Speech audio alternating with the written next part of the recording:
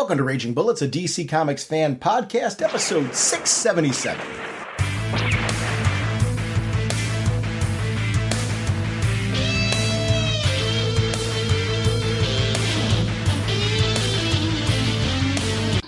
Welcome to Raging Bullets. I'm Sean Whalen, drnorge, and I'm joined as always by my co-host Jim, the sensei of the whatnot, the master of speculation, the duke of the sultan of strategery, the bridge-defying, swears he looked better during his pixie boot years when he decided to wear pants, and he, of course, remains the elder statesman of the podcast, Segulin.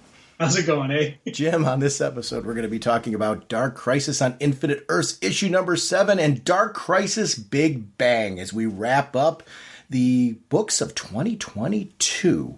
We are sponsored as always by DCB Service and InStockTrades.com. Mr. Segulin, what is going on over at DCBService.com? Now, we know DCBS is a great home for comics, but it's also a great home for statues. So make sure you take some time to go through the collectibles, because right now I'm looking at a Batman family statue. It's done by Quantum Mechanics, and it's a really cool Bruce, but all of the different Robins, Batgirl, Red Hood have kind of more like a childlike look to them. And it's a really neat-looking statue that I was like, it completely caught me off guard. So it's 20% off, only $159.96. So thank you, DCBS. Over at InStockTrades.com, they have amazing deals of the week. They have the Batman Shadows of the Bat House of Gotham hardcover, $24.99 regularly, 50% off, only $12.49. They have the Batman Shadows of the Bat The Tower hardcover, $39.99 regularly, 50% off, only $19.99. The DC poster portfolio of Brian Boland trade paperback, $24.99 regularly, 50% off, only $12.49. And the Sleeper Omnibus hardcover, 2022 edition by Ed Brubaker and Sean Phillips, $100 regularly, 50% off, only $50. I want to thank DCB Service and InStockTrades.com for continuing to support our show. Mr. Segulin, what kind of a podcast are we? Raging Bullets is a spoiler podcast. We go in-depth into plot lines, story twists, and whatnot of the comics we're discussing on today's show. So, if you haven't read the books, you may want to come back later so you can better enjoy the show. Let's talk some comics. Oh, no, you don't! Jim, there's some really cool, as we kick into the new year, there's some cool speeding bullets that are up on the Facebook group. And one is, starting with Jared, he was posting some concept art for the Power Girl story for Action Comics, which shows the redesign of Power Girl by Marguerite, is it Sauvage? It's Sauvage, and I'm never quite sure how to pronounce her last name, but I really enjoy the artwork. The concept art's cool, so Power Girl is going to be, it's got like enough of the classic look that it's clearly Power Girl, but there's also, we're going to a jacket look and things like that. What do you think about that when we start like reworking costumes like that? I like it. It looks very functional. It's a very cool looking costume. It's got enough of the classic for me. What about you? What is your take when they do costume designs like this? I'm all for that, especially, like the Power Girl. Looking at it, I think it looks pretty cool. Mm-hmm. They're going to tweak it. They're going to tweak around a costume. Sure. The hero was with the jacket look. I've got no problem with that over capes. It would be weird for me to see Clark with a jacket versus a cape and just like Bruce, because it's so ingrained in my head. But I'll be honest with you, like there's been some scenes where they've drawn Batman with the trench coat. I'm like, that looks wicked. That looks cool. I got no problem with that, So, again, if it fits the character, which, I think this style would fit Power Girl. So I'm cool with it. Traditionally, too, she's mixed up her outfit. I mean, we had the traditional outfit that came like from her origins. But then over the years, her outfit has been reworked. So it's not like unusual for Power Girl to have a new look. I also think there's a story to be told here. A lot of the Superman-related characters are going to be getting new looks, we know, going into 2023. So I'm anxious to see what those new looks are. And if there's a story reason behind it. Is there some form of motivation to it? Is there some Superman family aspect to what's going on here? I'm just anxious to see. But I'm glad we're getting a Power Girl story, because she's a character who I've always liked. And I've missed her in comics. So I'm, already kicking off 2023 with the idea of this going to be a thing. And I like the look for Omen. I mean, everything looks good. Now, who is Omen? I'll be honest with you. I don't know. I always get caught up on her name because I've always known her as Lilith in the Teen Titans. And it's funny, you asked me, like, who is Omen? And I'm like, I feel like I should know her. So I looked it up just to see. And then I saw that it was Lilith Clay, I'm like, oh, it's Lilith. All right. And so I don't know why for her in Teen Titans, I think they referred to her more often as Lilith, at least when I read a lot of the Teen Titans. But I'm glad to see that character being a part of the whole Power Girl storyline. That's one of the big things. We're going to be talking a lot more about Dark Crisis, as we get further into the episode. But that's a lot of my hopes for the future of DC right now is opportunities to bring back some of these characters, tell great stories with some of these characters that have been shelved for a little while. Everett Starr posted on our Facebook group, if anyone is interested in the Richard Dragon character, DC's released the Denny O'Neil trade paperback on Ultra. That's a big thing that happened on Ultra over like the last month or so. All of a sudden, all these trade paperbacks were released on there. And I'm just glad to see Ultra's just like fishing out on this DC Universe Infinite all of this new content. Like it was like bam, and there's a bunch of stuff. I mean, yes. And I'm a fan of that. It's really, I like that there's so much on there that I want to read. Some of it's stuff that I want to revisit. I want to thank you. You mentioned that like your way of managing that doggone thing was a spreadsheet. So I made a form. I've got on my iPad, I've got Apple's numbers, which I usually use Excel. But I had numbers on there, and it had this like pre-made form like setup. So I created a form for comics where I just enter in the comic title, I enter the issue number and the publisher, and it populates the spreadsheet that way. And then what I do is I go back into the spreadsheet after that and edit it. Just edit the issue number. So, and I've got to give you credit for that because one of my biggest frustrations with Ultra has been the fact that it's hard for me to know like what issue I'm on something. And sometimes I jump around.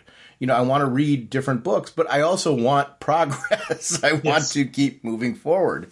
So that's been my way of managing it. And I thank you so much because I don't do it with that. I do it also with Marvel's app. And it's been a cool way for me to keep track of books, especially if I like this week, for example, and I'm going to just jump to it right now. I've been reading a ton of Nightwing. I wanted to get caught up on the book because I love the book. Tom Taylor's writing on it has just been phenomenal. So I got all the way caught up, including the amazing annual. And the annual has the backstory of that Heartless character, the one that's been taking people's hearts and stuff. It gives his whole backstory and everything. And what I love about it is, without spoiling too much about the character, this goes back to issues ago. There's a reveal of who the character is, and you're like, oh my gosh, that's who it was. And it's one of those moments where you like just kind of fish back on. But it has 3 stories in there, including one focused on the dog. Also, Nightwing has his own imp. Nice. And I'm not going to say anything more about it other than read the issue. It was awesome. A really, really fun. I'm sorry. The issue before that was the one with the imp.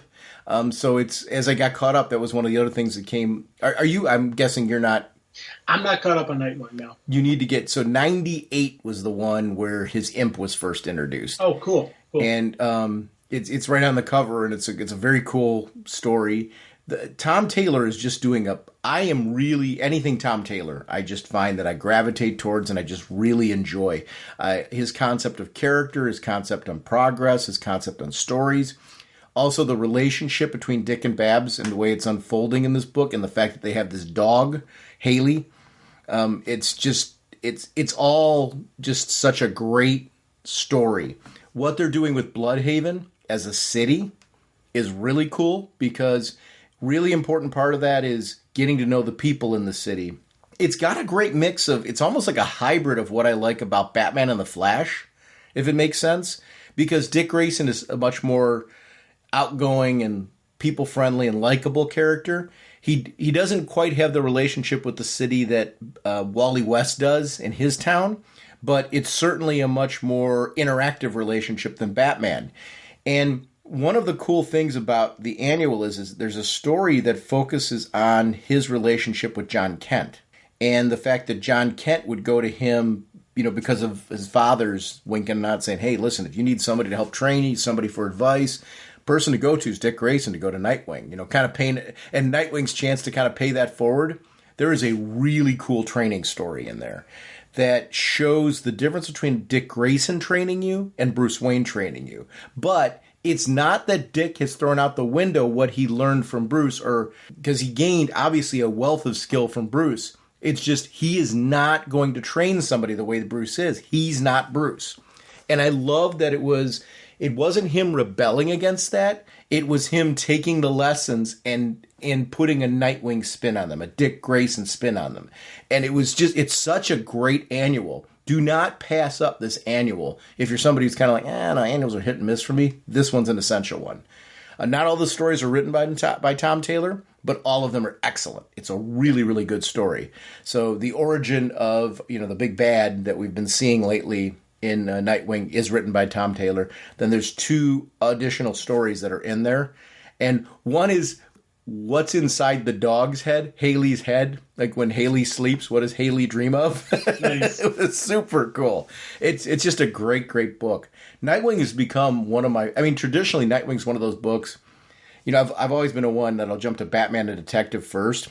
And sometimes I'll stockpile Nightwing. Then I'll go back and read it, and I'm like, why the heck am I stockpiling this book? It may be my favorite out of the batch. And that's historical, where that's been a thing with me with Nightwing, going back to, Chuck Dixon's run and things like that, which was amazing. I've always enjoyed the character. And his solo series are something that I don't talk about enough on this show, how much I love this character. And man, when I hit that annual, it wasn't one of those things where I got caught up where I'm like, I've got to get caught up on this book because we do a podcast. I got caught just because I love the character and I love the stories. This is really an example of this character has enjoyed great writers on it. And boy, this Tom Taylor run, I can't wait for issue 100. There's got to be big things happening. We got 2 more issues. And issue 100 is going to be, we're going to do issue 100 on the show. So you're going to have to get caught definitely. up. You're going to have to get caught up for that. Well, here's an interesting thing with Nightwing. Mm-hmm. I'm getting it digitally. That's how I've been buying it. But when they started talking about issue 100, mm-hmm. I started getting the paper version before, as well. And again, part of it's the collector in me. Part of it's like, I think I'm adding some of the paper copies, So Nightwing is now on my list of regularly buying the paper copy as well as the digital copy. So I'm behind on it, but I'm nodding my head everything you're saying about it, because it's one of those things where I'm like, he's a character. I'm like, this is a character I should get, and I should have. So he's at that level of, yes, I should get paper as well as digital. Right now it's Superman, Batman, Wonder Woman, and Flash. Those are my paper and digital. Well, Nightwing's been added to the list now. So now I'm getting titles where I'm getting paper as well as digital, as well as reading them on Ultra. That's a collector's mentality, though. Yes. I mean, and I'm the same way, where it's funny. I joke in the podcast about the fact that I'm trying to pare back and buying so many multiple versions of things. But I was just at GalaxyCon Columbus recently, and I was buying things that I already own, but in different formats, because I was there and there was the opportunity to get something signed, or there was an opportunity to get a version of it I didn't know that existed. There's an experience to that, of going into that comic shop and finding that gem, going to that convention. I think that's one of the areas where I think COVID hurt the industry, is the fact that I don't think collecting is just about the experience of buying it online. I mean, I think there's an element to that. I like, it's got to, it's the Pokemon mentality. You've got to catch them all. I mean, I'm that way with things I collect too. I'm that way with digital. I mean, I want all of them digitally if I'm getting them digitally. So paper versus digital, my mentality isn't really any different. Ownership's a biggie for me. And I love Ultra. I'm reading a lot on Ultra. It's funny how Ultra will influence me to purchase collected editions of things maybe that I don't have, where it's something, especially older material, where it's, I didn't get it originally, and I'm like, oh, there's a collected edition of that, or an omnibus of that. And I'll jump on it because I all of a sudden read it on Ultra. And same thing with Marvel's app. I'm finding the same thing on those. It's influencing purchases. Does it do that for you? I mean, do you read something and go, I want to own that, or are you able to read and just kind of like leave it at that? Like I read this, it was really good. I might read it again, but I don't need to own it. Where do you fall in that? Like for me, I find that if I really enjoyed the story, then I want it. I want to know I've got it. Well, the majority of the stuff is read it, enjoy it, and move on. Uh-huh. But there have been some stuff where I'm like, I read something like, damn, that's awesome. Let me see if there's an absolute of it. And I'm not looking for trade or paper of it. I'm looking for absolute. If there's an absolute of something, then yes, I will grab it that way. If I've read a story that I'm like, this is something awesome, I want the absolute on it. And that's how any purchases that have come from Ultra have been through, absolute, some of the omnibuses, things like that. The big thick tomes are what I'm looking for after Ultra. That makes a ton of sense. I prioritize. We prioritize very similarly. I prioritize absolutes first because of the fact that I just love the larger format. Then omnibuses because I like the hardcover. The nice hardcover with knowing you've got like complete runs in there. Long complete runs in there, which is really great. And then after that, if it's not that, then the deluxe edition hardcovers, because those tend to be a lot of those, that deluxe format. The one it's like it's not the same size as the traditional hardcover; it's a little bit bigger. I tend to prioritize those. Then I'll go to a regular hardcover or trade if they don't have it. I am finding a lot more of what I'm doing now is collected editions as far as collecting them because I want to know that I have it. And and honestly, I prioritize favorite stories, favorite runs, and things like that first. And then there'll be that new thing. It's not everything that I read that I jump to that, but I've got the collector's mentality when it comes to comics. It's like if I read and enjoyed the story, I want it. Yes. I am worried about. That's one of the things that I worry about with these services. I love them. I'm enjoying them, but it's what if it goes away? Then I don't have the issues. And that part really worries me.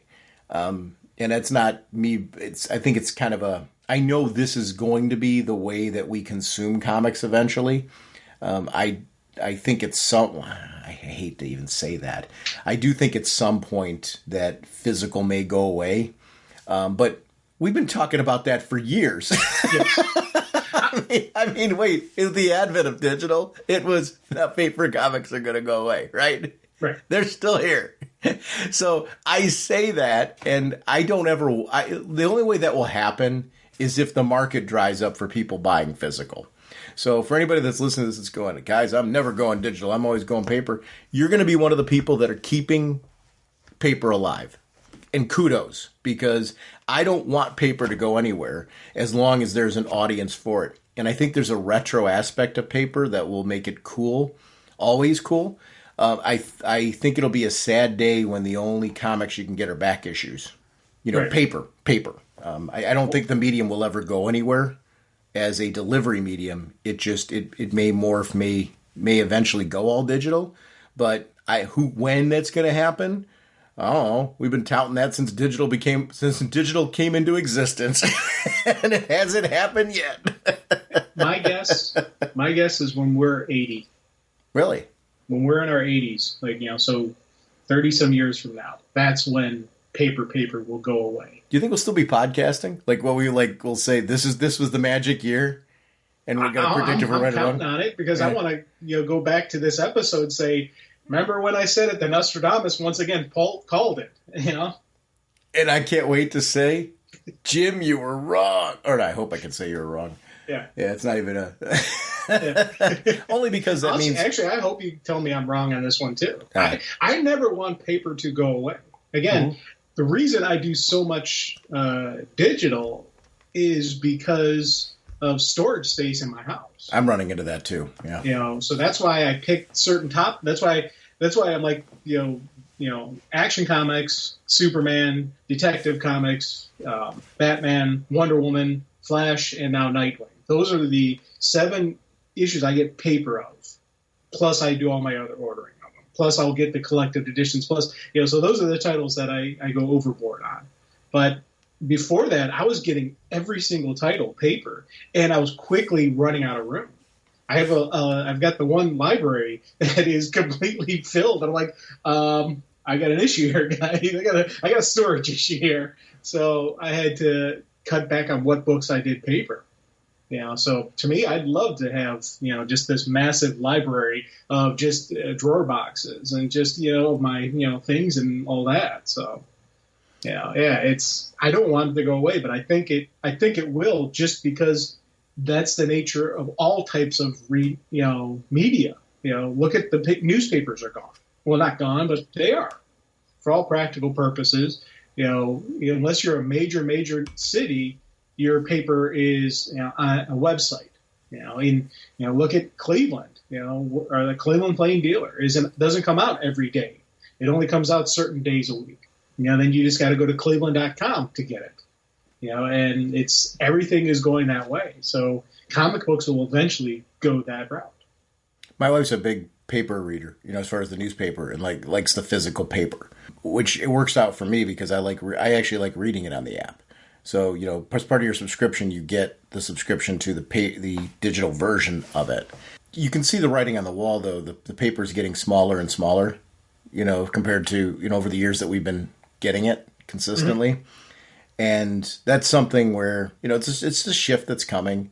My big worry always when I get worried about paper, it's what do comic shops look like? How do comic shops evolve?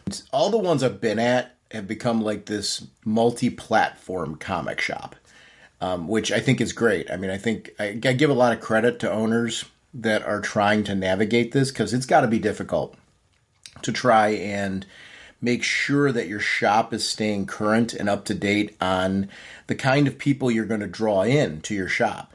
Because it's not just comics, it's gaming, it's, just... Toys and statues are what's saving a lot of the comic shops that I go into. And it's not even just comic book related toys. It's, like the one place they've got a huge horror section of a lot of those horror dolls and action figures and statues and whatnot, that go into that genre. And that's a huge collector genre, is that the horror movie fans, where they're getting the statues and all that stuff. So I've seen that on a lot of the shops I go to. So it's, you got to improvise, adapt, and overcome. Anime's a biggie too. And, where there's that audience too. That's why I think it's got to be very hard, and I say this with respect, because I think to stay current and up to date on so many different things is what your comic shop owners have to do these days. As far as, not only what the trends are, because you want a casual audience that can walk into your shop and find something, but also what your weekly, your regular draw is going to be. What is going to bring things into your shop? Gaming has become another popular area where you see a lot of comic shops that have a gaming area, meaning where people can sit down and hang out and play card games and things, and board games and things like that in the back. I've seen that very often now, as being, kind of a hangout and being well, obviously they buy the product there as well, and buy the expanded editions and things like that to it. I think it's a very smart move, but I give comic shop owners just a ton of credit that are trying to navigate this ever evolving market, because I love comic shops. Anytime I go somewhere, as a tourist, when I'm traveling, if I see a comic shop, I go in because I want to see what they've got. I try to always walk out with something, just because of the fact that I believe in comic shops and I want to support them. You're right, though. I tend to walk out with like a statue or a toy or something that I saw there that was unique, that I'm like, oh, I haven't seen that before. Or I saw it online and missed grabbing it when it came out, but they end up having it there. And I'm like, I wanted that. And it's one of those cool impulse purchases. Here, little tip for everybody: when you're traveling in a foreign country, if you can, seek out a comic shop, because that's always, like, a lot of times when we're in Italy and Germany, and I've been, when I'm visiting, when I was visiting my brother over there, we always would have one day where we'd go to a comic shop, and it's always neat to go to a foreign shop because it's going to be in their language. And you can find sometimes you can find, it's a simple comic to them, but to you, it's something even more epic that you're like, hey, This is in Italian. This is in German. Yeah. So I've done that a couple times, and it's been kind of neat. And in non-U.S. countries, they treat comic books differently depending on where you're at. Some it's just a simple bookstore. Some it's an actual comic shop. When we were in the UK the one time, they had some really, really nice comic shops. And obviously it's English, so it's not a foreign language, but it was a different layout and a different design, and they had some of their local, some of their indie work. I picked up some of that from over there. So if you're traveling, seek it out. It's always an interesting thing. James Gunn was quoted from in an article on CBR saying that he's not worried about studio interference with his DCU because he and his partner are the heads of the studio, which is different than the Snyderverse and things like that came before. I think it's funny. I've been pondering this a lot lately. I'm excited for direction with the DC movies and things like that. I think one of the areas that I think is the biggest problem right now, and I don't know that it's all their fault, because Jared pointed out something in one of our threads that's there's rumors that are being put out, about things being canceled, things not, that I think are interfering with the announcements that they're making. Yeah. And the announcements that they're making are just that they've got studio heads, which that's the genesis, the early stages. Marvel went through that in the beginning too, where it was announced that they were going to be making their own movies like years before the first Iron Man came out. And that didn't, it took years for that to come to fruition. And none of us could have predicted where that was going to go, or that it was going to be this epic thing that it wound up being. So it's hard right now because the announcement's been made that we've got these studio heads in a very different era than I'm referencing. Back when Marvel first did that, we didn't have what we have today as far as the internet presence. Yes, there was an internet, but it wasn't like the amount of social media that we've got today that influences anything that's coming out with comment threads. And I'm guilty of this, where I jump to my own concerns. I do think what isn't been helping the overall DC theme as of late is we've been getting this rumored thing is canceled. This planned thing, this almost complete thing has been canceled. And we're getting a lot more of that. Also, the fact that, like a movie trilogy like Wonder Woman, I was very into that trilogy. So I wanted to see that movie. There was, you've got a second movie where there was at the end a teaser of the third. Yeah. I want to see that third. And I wanted to see the Patty Jenkins finale to all that. I can be objective and go, I get what they're doing right now. They're trying to get their ducks in a row to relaunch all of this. And relaunch all of this in a very planned phase so that way people can rally behind it as a overall concept. And in order to do that, you have to make it very clear, this is it. This is the ground floor, and we're heading in a new direction in order to do that. I can't wait till they can start making real announcements on what that look like. I hope I'm as excited about those announcements as I possibly can be. It's hard to get excited about them when we don't see them. We don't have people attached. We don't have, a trailer. We don't have those pieces. And I think that's part of the problem right now. I think we are going to have this decent stretch where we're not going to have a lot that we can go off of, because how can you? Nothing's shooting yet. They can't be. They're trying to plan something strong. And I respect that. It's right now, the problem is these guys have been dropped in as studio heads for the future. Whether they're behind all of it or not, there's a lot of announcements that are coming out that for fans that have been excited for these things, that have been pumped up for these things, knowing that things that we've been excited for aren't coming to fruition, that's disheartening. It can't help but be it. That's part of the building blocks of trying to head in a new direction, right? Yep. So you got to break a few eggs to make an omelet, I guess. I just hope it's a really good omelet. Yeah. That's what I'm hoping for. Yeah. And one of the things I'm doing with this right now is I'm actually taking a step back.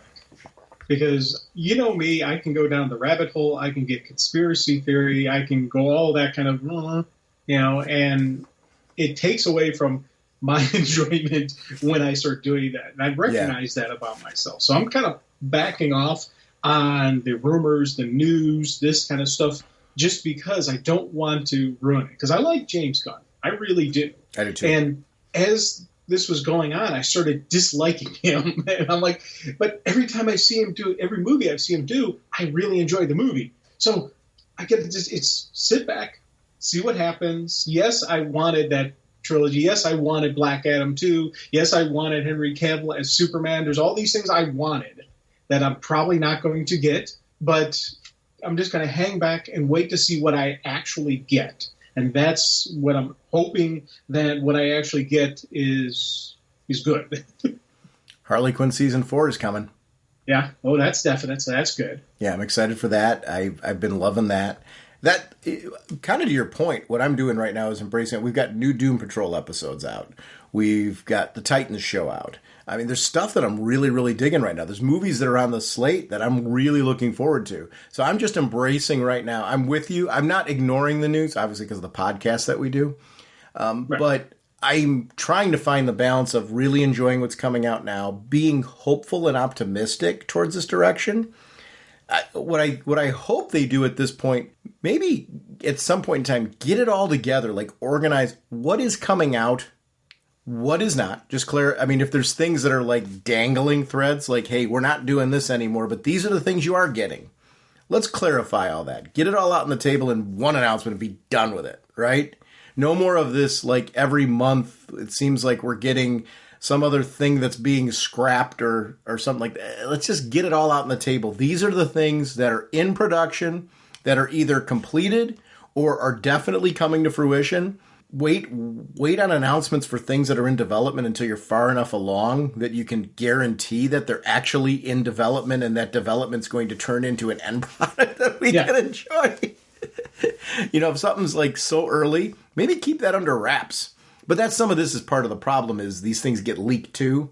And we're now dealing with, and this is a great example, the Green Lantern. Let me just jump to it because we'll just skip it when we get there.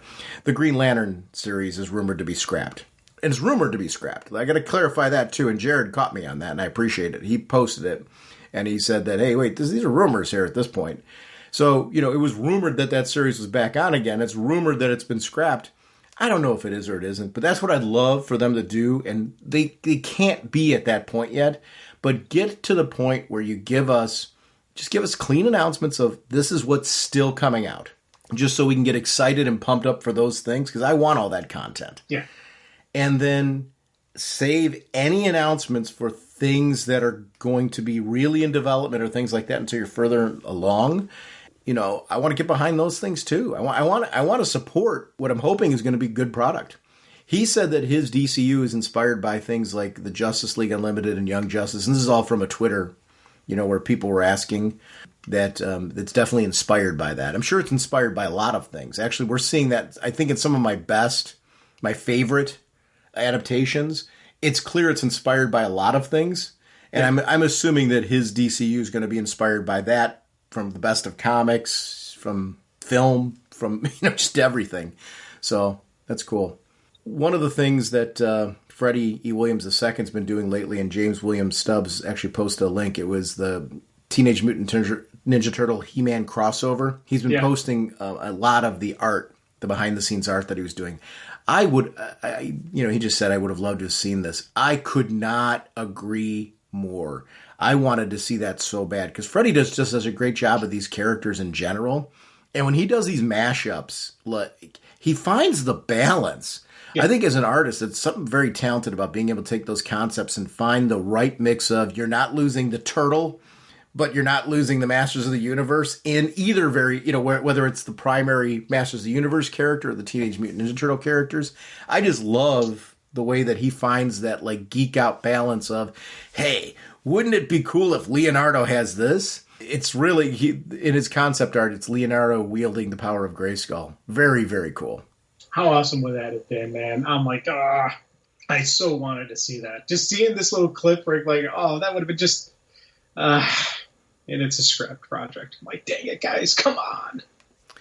This is the kind of stuff that angers me when we get these scrap projects of this stuff that would have sold, but for whatever reason they scrap it. Jeremy and a lot of the other team wished Merry Christmas and Happy New Year, and I just want to say to everybody listening to this, I know we're after both holidays at this point. We're actually the day after New Year's. when we're recording this. I just want to wish everybody a Merry Christmas and Happy New Year. Jared posted a link from the Dr. DC podcast where they put this cool little Christmas. It was like a DC. It was Frank Quitely art, actually. This really cool DC artwork. And shout out to the Dr. DC podcast, but also just Merry Christmas and Happy New Year and whatever everybody celebrates, actually. Any denomination, things like that. Happy holidays to all of you out there, and hope that 2023 is safe, healthy, and happy for everybody. Yeah. It's funny. It's neat that I kind of pat myself on the back. I knew that was Frank Whiteley artwork. I'm like, hey, I know that artwork. I owe that all to this podcast. I would never have, seriously, I would not have been able to identify an artwork just by that. Before doing this podcast. So yeah, that's kind of fun. I mean, and especially that's great artwork. The number one comic read on DC Universe Infinite was The Sandman #1. Very, very cool. Yes, so, and I can see why. With that Sandman TV show coming out. I know I pulled out my omnibus, my Absolute, and read it. So. I can see people going, hey, let me read this. How?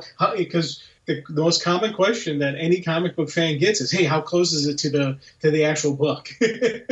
Boy, it's interesting. The other top 10 titles that are out there, like DC Pride 2022 is up there, which I'm cool to see that these anthologies are getting some love.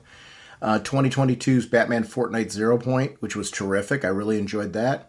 Nightwing #78 by Tom Taylor. Batman Gotham Knights Gilded City #1, which is terrific. DC vs. Vampires #1. Batman 89 #1. 1987's Batman #404 by Frank Miller. We've got Batman #1 by Scott Snyder is in that list. Dark Knights of Steel #1 by Tom Taylor.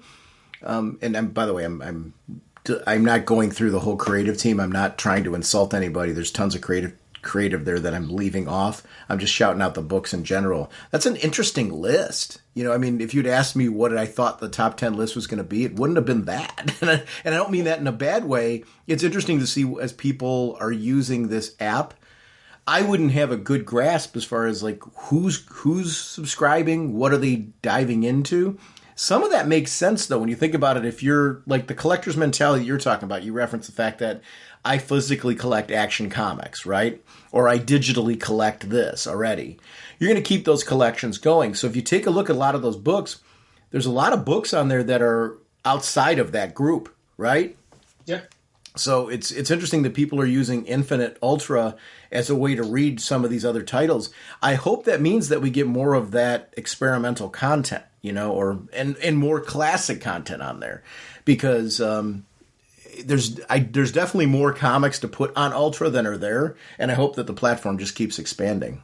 I love this Kevin Conroy tribute that's been appearing in the comics. I thought it was a really cool one. It was very Kevin Conroy by Paul Dini and Alan Burnett. They did some really nice tribute to him, and such a shame, such a loss. We're going to still get him in the new Suicide Squad game. Kevin Conroy already recorded that, which I'm excited. His last recordings. The Batman's full screenplay is available online, which is a neat thing. I like that kind. Do you like screenplays? Like seeing them? Is that like a thing that? I have, yeah. Gunn said that we're going to get some positive announcements regarding the DC movie slate sometime at the start of this year, 2023. It's funny he said next year in it, but we're actually at next year. 2023, yeah. Yeah, and that's good. Here's the thing. In fairness and with all due respect, they haven't had a chance to put any of that together. And you don't want them to rush that out. I'm happy if that announcement comes sometime in 2023 and it's ready to go, then I'm excited for that announcement. He is right. Boy, seeing that Batgirl costume, and seeing what could have been, they nailed the costume off of that. She looks absolutely perfect as Batgirl right there. Mm-hmm. And it's a simple costume. She's in break. She's having some cheese sticks, which you gotta, salute that because I'm all about the cheese. But, it's,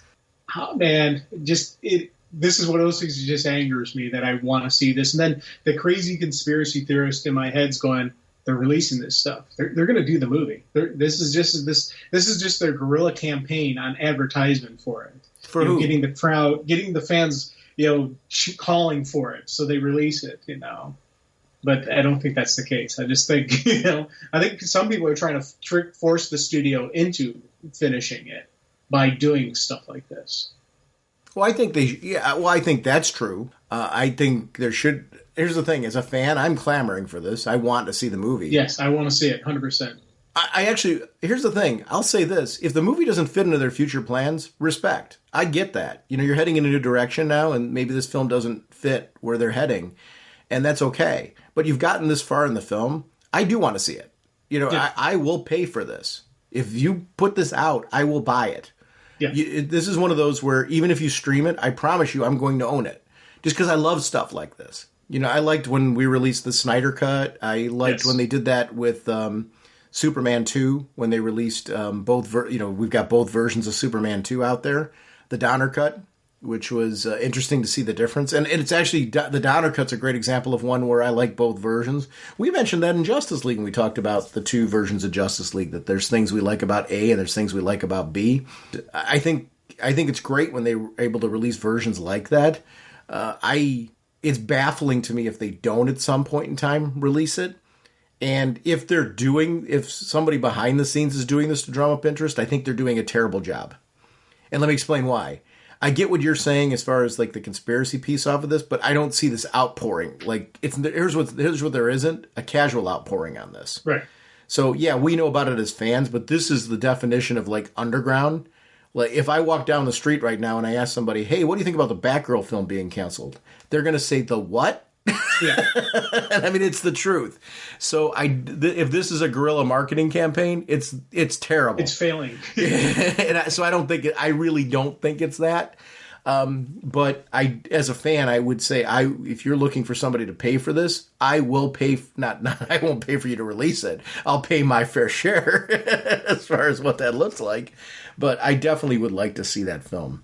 I love the cheesesteak photo. Yeah. But one thing I love, if you look at her costume, you can see they really made it so her neck can move up and down, so that she doesn't have the rigid neck. Even like the joints on her shoulders, they gave her full movement on this. So when they designed this costume, they designed it for function. And I think that is something I was like, man, that's one of the things I really like about the look of it. It's got the armored look that you would need to have, for a super-powered person, but there is that maneuverability and that function and that flow. So I was like, that's why seeing this, I want to see it in action, because I can imagine that the actress and then the various stunt doubles that they'll have for her really could do some really good fight sequences. Because that's the thing with Babs is Batgirl. She, it's that dancer kind of background that she had. So she had that kind of fluidity in her fight styles. And that is the kind of thing I was looking forward to seeing, because with Bruce, you expect that, that gruff, that hard hitting, the style, some of the really cool fight styles we've gotten with him. With Batgirl, with Nightwing, I want to see a more acrobatic, more dancer style fight. Yeah. And that's for me is the biggest thing I'm missing out. This angers me. I'm like, dang it, because they could have done something with this. I agree. I think it's something that I don't. Here's the thing: I don't need them to put it under the banner of their current films. I think there's a way to do this and release it as a fan cut or something like that. I think right now one of the biggest things that's hurting us with the release of this is them trying to figure out what HBO Max, Discovery, whatever this morphed thing is going to be. Because we're seeing like DC content being removed from that. I think they're trying to find out how to merge this. And I guess I don't understand the model. And I'm sure there's a storage component too. Like, you have your streaming service and... I mean, if they own the content, I guess that's my question. Do they own all of that content? Like all the DC content? They took off the old Filmation Aquaman cartoon. That's not there, I guess. I saw that in a previous post, I think, that we had on there. I own it, so that wasn't a big deal. But I guess I want that content available to a casual crowd because, if that stuff starts getting streamed and people start watching it, maybe they'll make more animation. And that's something I enjoy. Like, to me, it's crazy that like their platform is not going to be where we see any or where we see more of the DC animation. Like, they're shopping some of it around. Some of it might be on Amazon, which I like. Here's the thing. Amazon's doing a great job with animation, so I hope they pick it up. I hope they recognize the reason to pick it up. And they grab that Batman show, and we get to see that somewhere. It's an interesting time. It really is an interesting time. And some of that, it sounds like me complaining. It's not. I'm sympathetic to the problem. Streaming services are still new. I know it's crazy to say with how long Netflix has been around and such, but think about it. The past couple of years in particular have seen a rise in this shift towards streaming as a medium. They're running into problems with the competition out there. Trying to find the right subscription price point to make it profitable is a challenge. And that's a thing I think they couldn't have foreseen. That's why I think we're starting to see some of these ad-based models and things that are popping up. The thing is, if you start putting ads in I will pay the price to not have ads in my streaming, because that to me is the whole joy of streaming is no ads. I will as well. I'll throw out a couple extra bucks. But I think it's important that they have a tier that is more affordable, because I can afford to say that.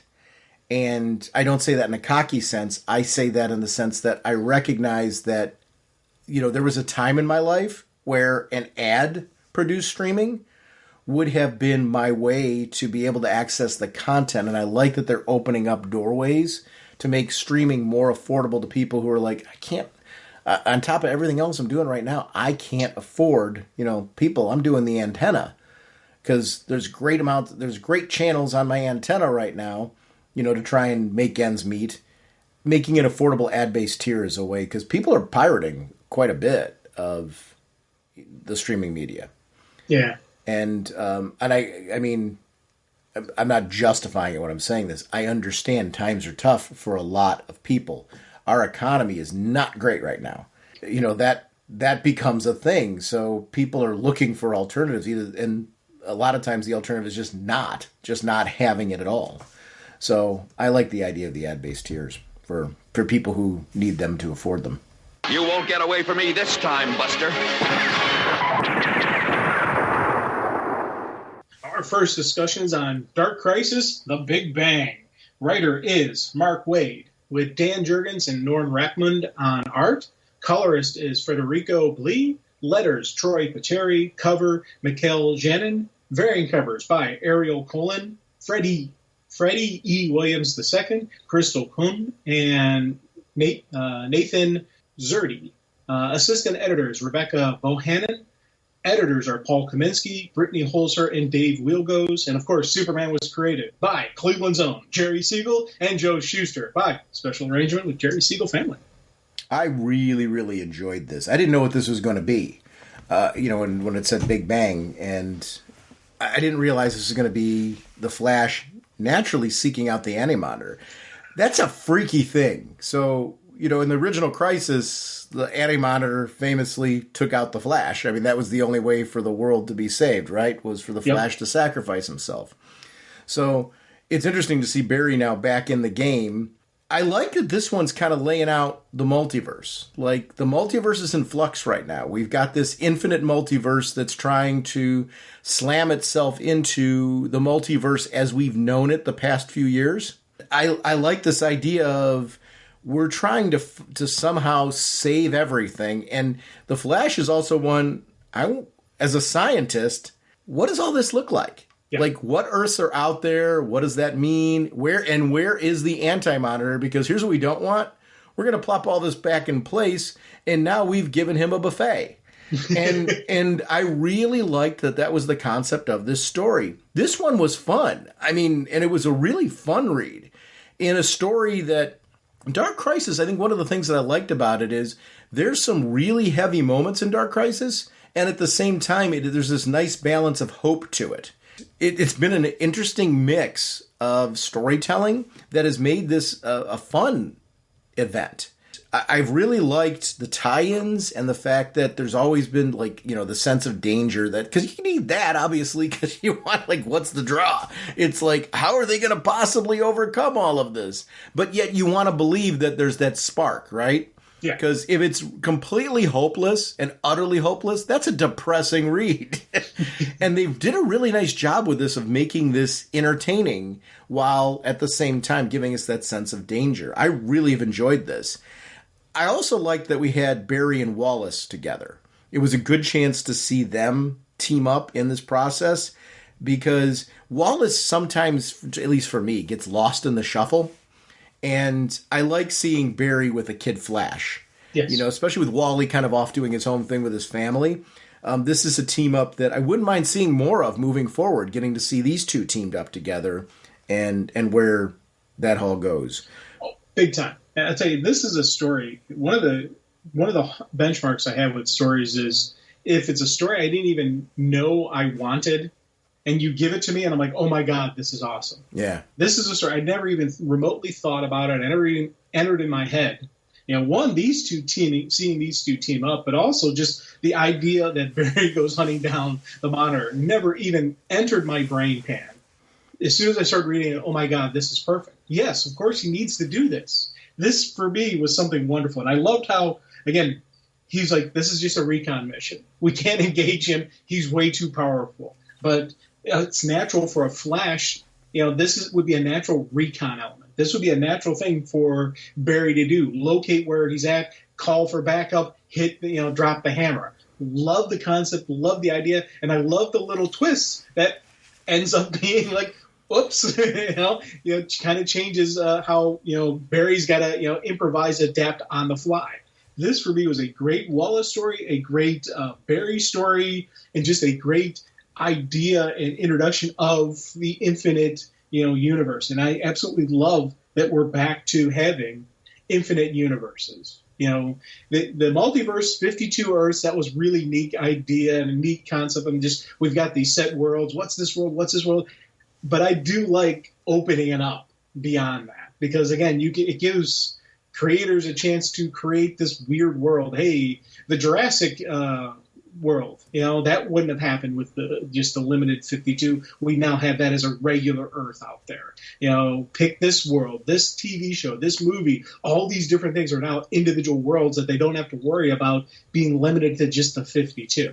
It's now out there. So let creators have some fun with it. And we can get some really neat, other Earth, other universe stories. Everything's in continuity. Yeah. And that was something that I always enjoyed about the multiverse was this idea that it all exists. I think TV did it recently, in some of the CW crossovers where they played around with some of this. They brought in that idea of everything being in continuity, where they brought in things from, TV, from other TV, from other film and things like that. It was a really smart move. I love that for anybody that's listening to this podcast and maybe you're new to the multiverse, you've been a recent DC fan or maybe a lifelong DC fan but stuck to a specific title and never really wrapped your head or had any reason to wrap your head around the concept of multiverse. This Big Bang is a really cool primer. It doesn't tell you about every single world. They do have that cool little guide in the back though. That's a pretty comprehensive one as far as, hey, here's some of the Earths that are out there, and there's quite a few that are listed there. But I like that they went through Earth 23, President Superman's world, because we've seen him so recently. Earth 118, Dark Knights of Steel, that story. And here's the thing, whether or not these Earths interact doesn't matter. It's the fact that they're all in continuity. Earth 22 and Earth 27, with the idea, like you said, the Jurassic world isn't Earth. Then we get into not all of them are happy-go-lucky, like Earth 55, which is clearly an evil Earth. Earth 43, which we get our vampire one, which you and I both love. Earth 9, which is the tangent universe being brought in. Earth 18, which is bringing back the Western cowboy world. I love all of it. Earth 33, which is clearly meant to be our world, where they're reading about the stories of comics. Yep. It's just really, really cool stuff. I love all of this. And the idea that this is kind of a great way to give people a primer. Every page was it made me feel like a kid again. Because I love the idea, and there's another Earth, and these characters, and that's another Superman. I know who that is. I don't know who that is, but I know the Earth because I knew that character over there. Because there were Earths where they were showing key characters that I'm like, okay, I know that Earth. But I'm not aware of everybody who's on that Earth. There may have been stories that involve them. Like the Tangent one, I was latching out of that Green Lantern from the Tangent universe, and I'm like, okay, I know that character and really love that character. That's fun. I really like when they do that kind of thing before dropping us into, now in our quest, we found on Earth 28 the Anti-Monitor, who's, basically making Lunchables of that Earth. He is imposing, especially when you take a look at his size in comparison to Barry and Wallace, and you sit there and go, okay, you understand the danger here, and that this entity is not something that's ever going to be completely destroyed. We're going to see this character again. Oh, yeah, 100%. And the one thing I loved about this, again, Wallace is the one who gets snagged, and so Kid Flash is in trouble, and you see Flash step up. Yep. To a power level that, again, it's every time when I really get an understanding of what the Flash is capable of, a really good writer says, no, there's more to it. And like with this one, the faster he moves, the more dense he gets. And it's basic, physics going on there. So, yeah. So it's all just that, again, just that application of what super speed really can do. And then even a neat little brief explanation as to why Barry doesn't do this all the time. Because it's extremely dangerous for the space-time stuff. If he actually does reach these speeds, does have this level of energy output, he can break time. But he needs it for this guy. He needs to do this for the Monitor. He needs to knock him through the Earths, and just keep him off his feet until he can come up with Plan B. And I love the fact that we get to see again the Flash stepping up to a higher level than ever even thought he was capable of doing. It was one of those things where I was like, dang, this is awesome. Another reason why I really do love this character now. Well, I love his explanation as far as why he doesn't just do that all the time. Yeah. There's a reason behind it, and there's a plan to what he does, and there's, rational thinking. Again, the scientist, where, he's experimented with what his levels are, but he knows the dangers of going there. But this is a circumstance that calls for it. I love that it's a punch that seems to knock him through multiple Earth in the multiverse, that was so great. That artwork was fantastic, where every panel was a different Earth, and just again giving you that feeling of what you think you know. You think you know infinite? We're going to show you infinite, and this is just a taste. We're just dangling a taste in front of you. Yes, and that's fun. There's a fun factor of that. It seemed like none of the Earths were repeated. Through the process, I'm looking through as we're revisiting this right now, and I liked that as we're going on through. This is about introduction and new ideas, letting you see these things. If you don't know the multiverse, we're giving you a taste of just how vast it is, and if you do, we're letting you know things that Did you think about the fact that Batman 66 is Earth 66, or that the 89 movie is Earth 789? It's I'm so glad to see these all be a part of it, and that they're all reacting to the Monitor his butt being kicked through their world. Well, and again, I like the Earth 66. No way he could have done anything to help. I'll be honest with you. You love the guy, but yeah, he had no shot. Even I'm going to disagree with you. In that utility belt, I'm sure he has Anti-Monitor repellent.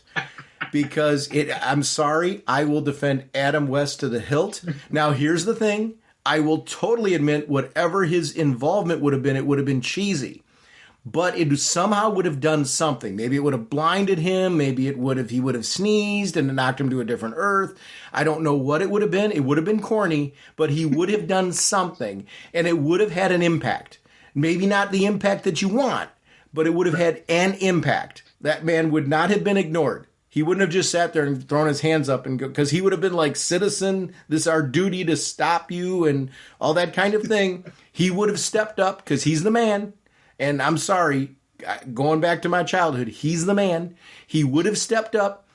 I will grant you that he wouldn't have blown him up or anything like that. It would have been something like that. Maybe he would have bat 2-seed to confuse him or something. I don't know. Whatever it would have been something.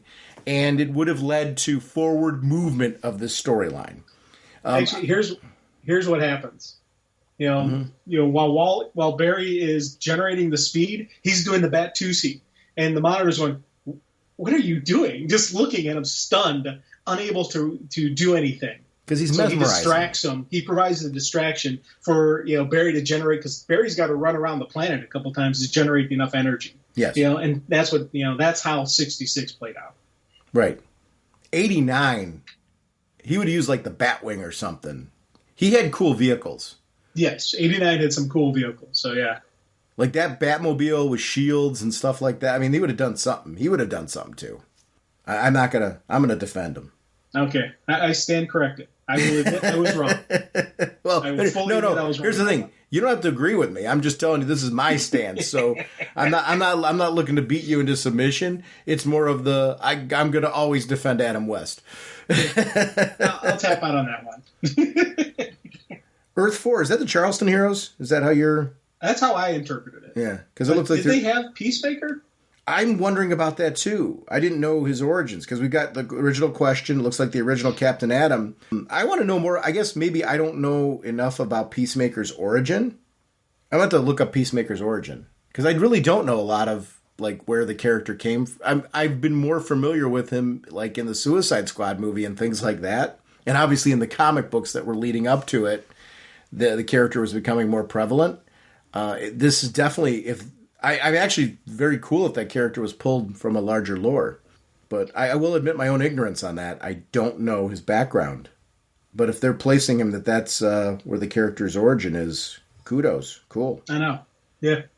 Well, again, one of the neat things about this issue has got me wanting to look up these different Earths. Yeah. And see what exactly is this Earth. And that's something that this story, this is a great story. As I said earlier, I'd love seeing Barry just kick it up a notch. I love seeing this going through, but also these images of these Earths has me writing down Earths, going to, okay, let me do some research, then let me jump on Ultra to see if I can read stories that took place in these. Like with the Earth 4 with the Charleston Heroes. I want to double check. Wait, hold on. I made the mistake here. I'm laughing at myself. That was the giggling that you were hearing. It's Charlton. They don't go dance on this Earth. I admit I'm the one that threw that out there, so I will throw myself under the bus, which is then making you say it. So this is all me. Charlton was the company that did it. I'm catching myself in my own mistake. So I'm like, duh. Yeah. And yes, for those wondering, yes, I am doing Charleston right now. It's my fault though. So, no worries. But seriously though, I was also thinking that as well. And one of the things that I like to do after we have our conversations is do this kind of research, and do that kind of stuff and look up. And I'm planning on, jumping, as I said, I'm going to jump on Ultra and use that to read some of these different stories, see if I can track down some of these different Earths. Like that 55, I think that's a new one that was created for this. Because it looks like that's another one of the versions of the evil Earths, but it's not the regular evil Earth that we normally deal with. We can look at the end and take a look at some of these too, because they have that guide at the end, which is really cool. Now, I love when finally you get to the end, where the Monitor is like, okay, you've had your fun, now time for me to fire. And this is the thing that Barry was worried about, is his power levels. Barry knew he wasn't strong enough to fight him one-on-one. And he just starts knocking Barry around. And, you get that moment where you're like, oh, boy. You get a couple Earths where he's knocking Barry through the Earths, and he's getting ready to just finish him off. And then just out of nowhere, the green energy blast hits. First thought was my head, that was Hal. That was the first thought that popped in my head. Like, all right, we're getting a team up again. Nice. Always happy when they get that. But you flip the page, and you see the backup that Wallace brought in. All these different Earths. You got the Batman, who's the Green Lantern. I was like, yes, this is an outstanding spread. I was cheering, not only just because they called for backup, but also just because who he pulled in. He went and got all the big guns in all those universes and brought all of them into fight. That, for me, was outstanding. You want to know how I know, though, that Wallace is a rookie? Look at that backup that he's got there. No he Hawks. Went to all of those Earths. He could have pulled a Hawk from every one of them. No Hawks. I love that lineup, actually, as you're looking there. That was a brilliant choice because there's a nice mix of nostalgia there, especially when you see Superboy and Crypto and stuff like that, mixed in with some modern characters from our Earth, clearly that we see there. And then just a wide variety of representation of different Earths that we've seen in Elseworlds and some that we have not. Because that Batman actually is from an Elseworlds, so, which it's great to see from a classic story. And some of these other characters are from Elseworlds as well. But other ones are just, some are newer. At least to me, they were new. I shouldn't say that they weren't. They're newer to me.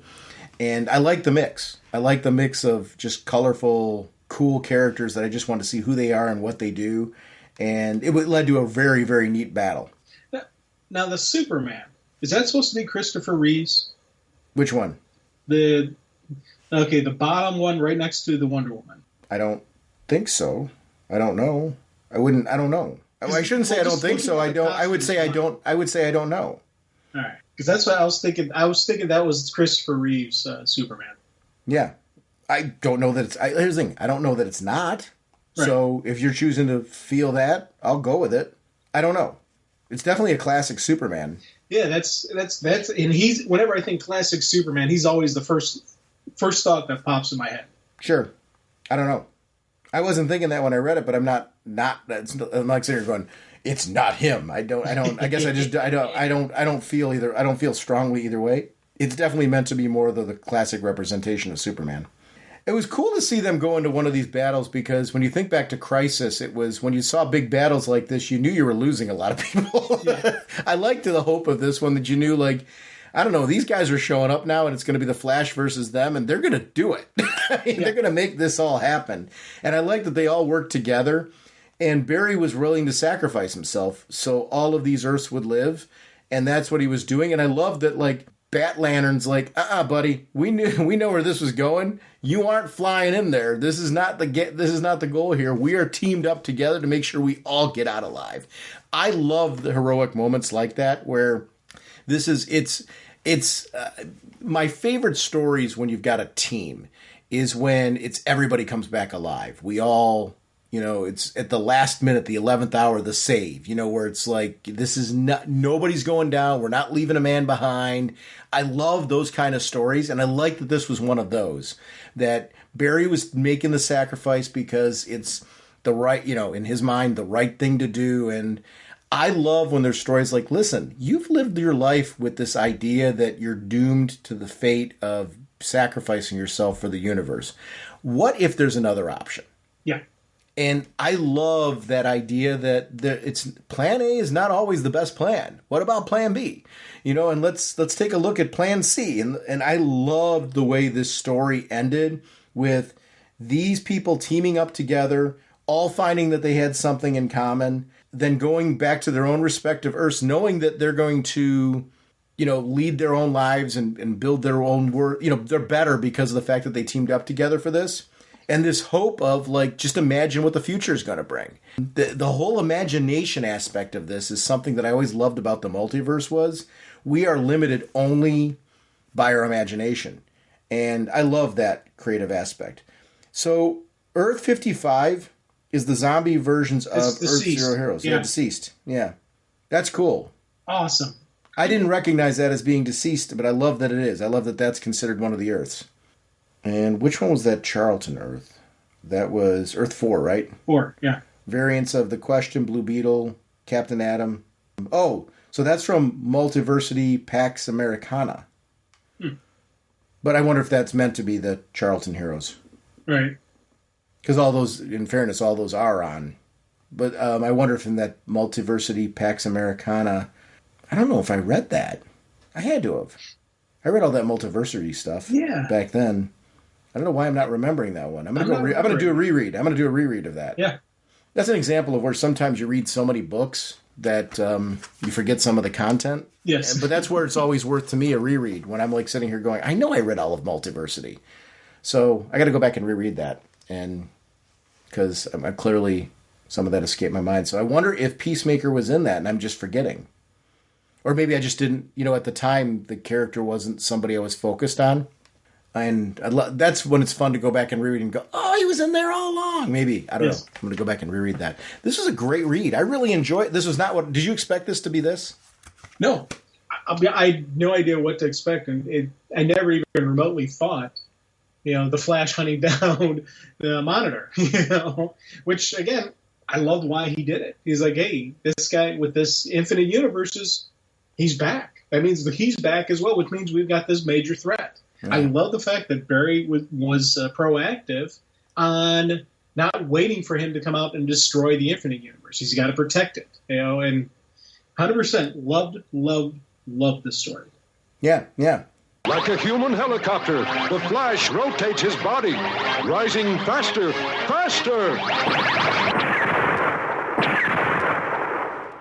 Our next discussion is going to be of Dark Crisis on Infinite Earths number 7, Dawn of DC.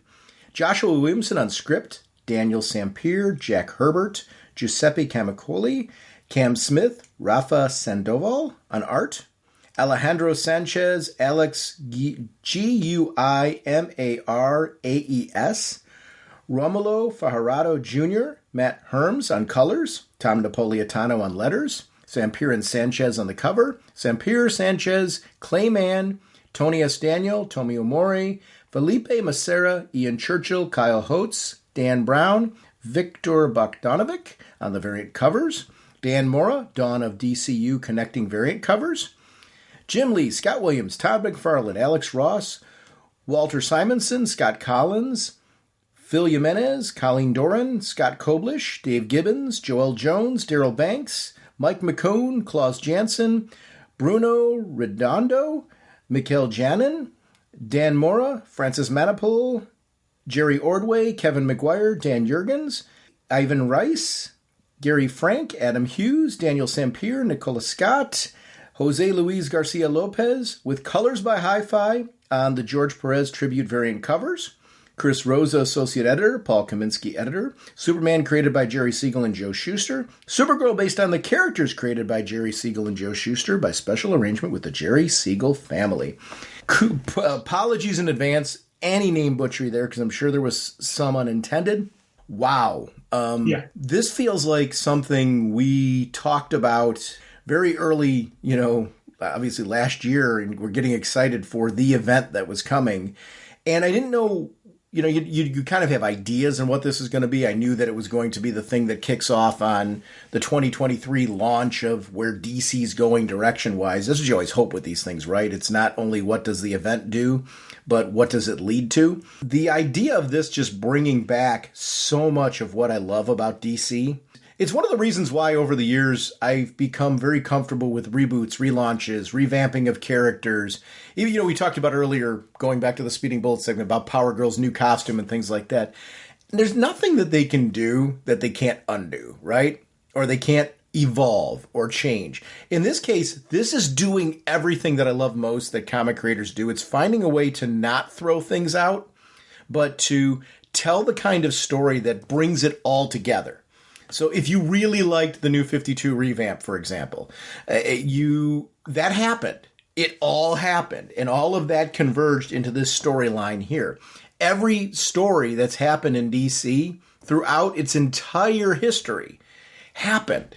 It all happened. And this story is one of those, by the time you're done, it doesn't matter what you've read, doesn't matter what label it was under, it doesn't matter, where the character appeared.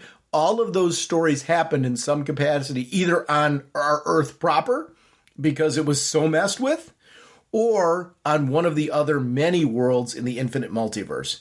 It's the wacky brainchild that originally kicked off way back at the beginning of the dawn of the Silver Age, that, you look at that Flash of Two Worlds storyline that kicked this whole domino effect off, that has allowed writers to come up with creative ways to bring the whole DC universe together. This, though, was a very satisfying issue. Again, not where I expected this story to go, and I love that about it. I really enjoy Joshua Williamson as a writer. I just think I loved his work on The Flash, and that was really where I just got comfortable with this guy understanding how to tell epic stories. I can't wait to see what Joshua Williamson's doing in 2022 or 2023. I'm sorry, as we're heading into the new year. That's something that's exciting for me because of the fact that we've got just some great creative talent at DC right now that are doing some cool things. I can't wait to see what's next. This is that kind of story. That's where this left me. It's very satisfying. We'll talk about the details of it, but that's kind of where I'm at. Where were you with this? What was your feeling on this? So here's the thing. First off, absolutely loved this event. This was absolutely wonderful, and 100% was like, oh my god. The running opinion I had throughout this was, I didn't expect that. I didn't expect that. I didn't expect that. And this final issue did the same thing to me. Mm-hmm. I was really expecting this, big epic, blast them all, battle kind of thing, and we got some cool fight sequences going on, but the story was more about the inner turmoil, the inner turmoil, the inner step up of the hero. And you think about this throughout. This has always been about the hero stepping up, and this really, it had, I don't want to say subtle, because it wasn't. It was right there. It was powerful, but it wasn't. The evolution and growth of Grayson in this issue right here was epic and monumental, and I absolutely loved that it was Dick Grayson who basically is the main focus of this story. The main focus, the final victor really was Grayson. The final reason the heroes win in the end is also Dick Grayson. Now, we got great moments with the Flashes, Dr. Light, all the heroes, Black Adam, huge step-up moments, all those great epic moments of these heroes. But the subtle, and I'm doing air quotes around subtle, the subtle part that Grayson played in this, where it wasn't a big, blast fight, but it was about him and how he as a hero is able to embrace the darkness and but not let it control him, not let it change who he is. He is still Dick Grayson. He is still the light. That is the thing that is his strength. Yeah, he's trained by the Bat. He was trained in the shadows, but he really isn't the shadows like Bruce is. He is that hero that everyone looks to. He is that, the beacon of hope for a lot of people. And I love the fact that was the final strength that really gives the heroes their victory. And that is one of the really cool moments that if you're just reading the story on the surface, you'll see some cool fight sequences. Okay, Grayson, had inner turmoil. Okay, move on. But there is just that further evolution and development. And it's one of those things I loved about the fact that it is Dick Grayson. All the stuff we talked earlier about in Speeding Bullets and whatnot, about just his involvement in the different, with John Kent and just the general Grayson's involvement with the DC universe. I love the fact that, it is him who is the final piece, because you think about it, how many times all the rumors and talks about Grayson being killed off and this and that and all this, every time they get a new Robin, Grayson still sticks around. He became Nightwing. He's no longer a Robin. You have the different, his just over time, this is evolution of who this character is, and who he is throughout these infinite Earths, throughout these multiverse. So for it to be him to be the final piece, for him to be just that end all final victor. I absolutely love that about the story. And again, the crafting of the story, it's throughout the entire Dark Crisis event has been about heroes stepping up, those true hoorah hero moments. He's got a great one. Black Adam has that wonderful sequence where I absolutely, again, I love that character. So, give me more of those kind of hoorah moments for Black Adam stepping up. And just, this story was 100% not what I expected, but 100% what I absolutely loved. This was absolutely wonderful. And the fact that, as I said, when they initially announced Dark Crisis, I was like, I don't know about this. I was thinking like the death metal, that kind of story that we got, which was good. I'm not knocking it, but I don't know if I wanted another one. Well, this wasn't about that. It was the darkness that was the enemies, hence why the Dark Crisis. But this story really was about the heroes, really about the heroes, that inner turmoil. What makes a hero?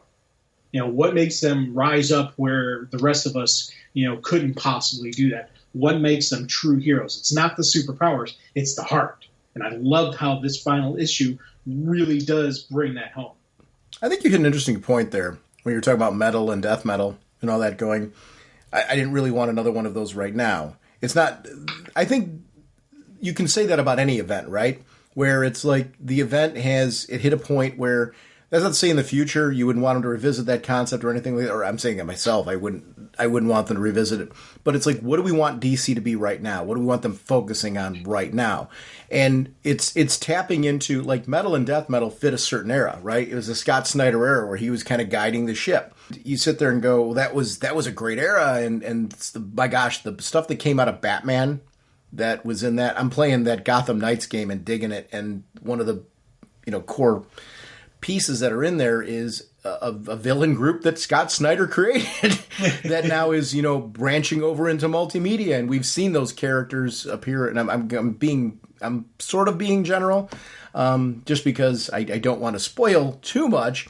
But I feel like when you talk about that and go, wow, that made a mark, it was also, though, a very tonally defined era, right? Now you're looking at where do we want DC to go now? And I think Dick Grayson is an interesting character that kind of encompasses what I want from DC now at the moment, because he is the darkness. I mean, he's the light in the darkness, right? Dick Grayson's a great character. Like, why has he survived? Why has he endured? Why do fans love him so much? And it was something that I think Dan DiDio, when he was talking about it back in the day, he referenced this himself. That he didn't quite understand the appeal or the character, and that the writers helped him to understand that. But I think what's great about the character is, if you look at his origins, what he brought to the table for Batman, he was the light in the darkness, right? He was trained by the Bat. He became his sidekick. He became very skilled, but throughout the quips, he brought the lightheartedness. He brought, like, hope to Batman's world, right? And kept him from going too far. And Lonely Place of Darkness, when after Jason died, was a great example of Tim Drake is basically saying Batman needs that. He needs that concept. And he was trying to tap into Nightwing and say it needs to be you. And Nightwing's like, I've moved on from that. And he had, because you looked in Teen Titans, where he's now leading this team where, oh my gosh, if you look at those early Titans stories leading straight up to Lonely Place of Darkness, the Titans went through a lot, and it was Dick Grayson's ability to, no matter how much he got beaten down, to find a way to get back to the light, to climb back to the light. It's not about hiding from darkness. Darkness hits you all the time. It hits us all the time, right? Sometimes that's just life. Sometimes it's choices that you make that are bad choices. Sometimes it's outside sources or outside events that are out of your control. Some are intentional, some are unintentional. But one of the things that's inspirational about the character, right, is he climbs out from all that. It's a lot of what Spider-Man does, right? Peter Parker. It's at his best, you get that. And I'm not saying that they're the same character. They aren't. They're different characters. But it's what I love about superheroes like that, is they're relatable. Things aren't always perfect for Nightwing. When they go wrong, we've seen him hit rock bottom, where we're just like, boy, man, that's Dick Grayson. He's the big brother character I normally look up to. Kind of struggling with that at the moment, yeah. But he finds his way back and continues to grow, continues to be something more. And you mentioned evolution of the character earlier. I love that it's an evolution of the character, but Nightwing at his best, the best writers that have worked with this character, they move the character forward. They let circumstance dictate him evolving, new status quos, new growth, new leadership direction for him, new ways for him to step up. But they always go back to some simple core tenets of who he is. That he had this loving family at Haley Circus, and he never let go of his morals and his way of, there's a fun factor to him. There's something to the acrobatics, the entertainer that he was in the circus that he never let go of. The circus entertainer's still there in that guy. And his approach to life is one of making people smile and bringing that to them, which is interesting when you insert that character into Batman's world. And he's also learning from his mentor, Bruce Wayne. He learned from Alfred Pennyworth and Batgirl, and everyone who's encountered, he's learned something from along the way. And he's like this cool, this cool combination of all of those things put together. And very much he's Bruce's son. In some ways, does the son overtake the father and go become something more. And I love that he has some great moments with Bruce in this that are about evolution of that relationship and how Bruce looks at him. Bruce looks at him as the future. And it's almost like it's not that Bruce is stepping away and Bruce is recognizing you are, like, there's a passing of the torch where, like, you are our future. And then Bruce is left with, we as the Justice League, there is no Justice League right now. We have to redefine what that is. Like, and I have full confidence there's going to be a Justice League in the future, whether it's a Dick Grayson-led Justice League or the Justice League proper comes back in some new way that is reflective of that. Does Dick Grayson lead a Titans team? I don't know where this is going to go. I'm open to any of, here, guide me. Tell me where you want to take this story. But, it's Batman's not of you are our future.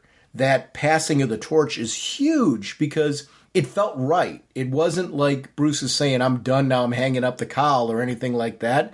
You don't have to do that to pass the torch. You can pass the torch and still be a factor and be a change agent and be a contributor and do everything you need to do.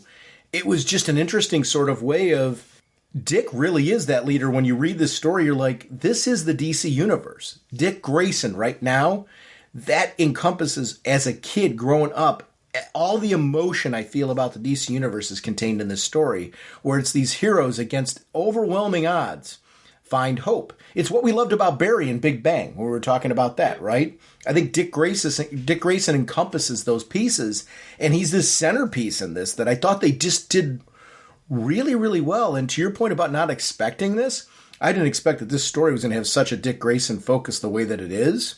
If you go back to issue 1, like saying that, hey, in issue 7, when this thing culminates, so much of this is going to be driven by Dick Grayson.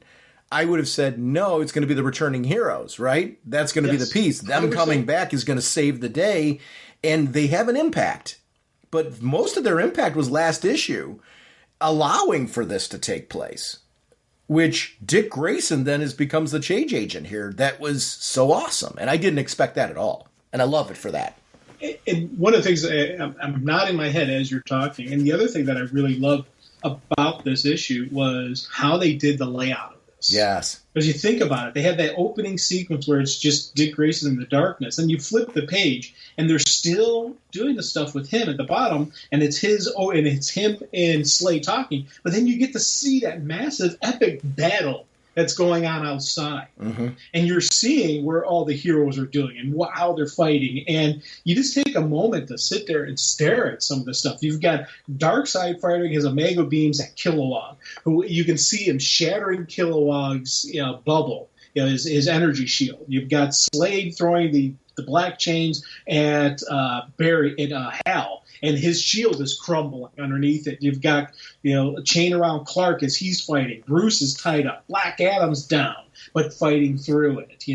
I love just how they show really just this epic, unbelievable battle going on outside, and that's the side story.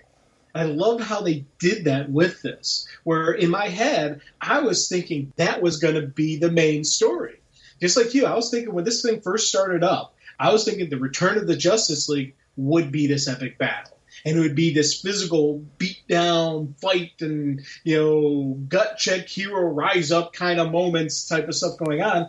Not a story about Dick Grayson, about who he is, what he stands for, how he's able to embrace the darkness so it not let him turn him. He doesn't lose who he is. And also just talking about how just the legacy of heroes. They're not, it's not a replacement. It's an evolution. It's a legacy. It's a continuation, of what is started. And I love that concept and that notion of it, that they're not the sidekicks. They're not the supporting cast. They are the heroes. And that's what, you got to be when you're a hero. Yeah, you're not the first one, but that doesn't mean you're not the hero.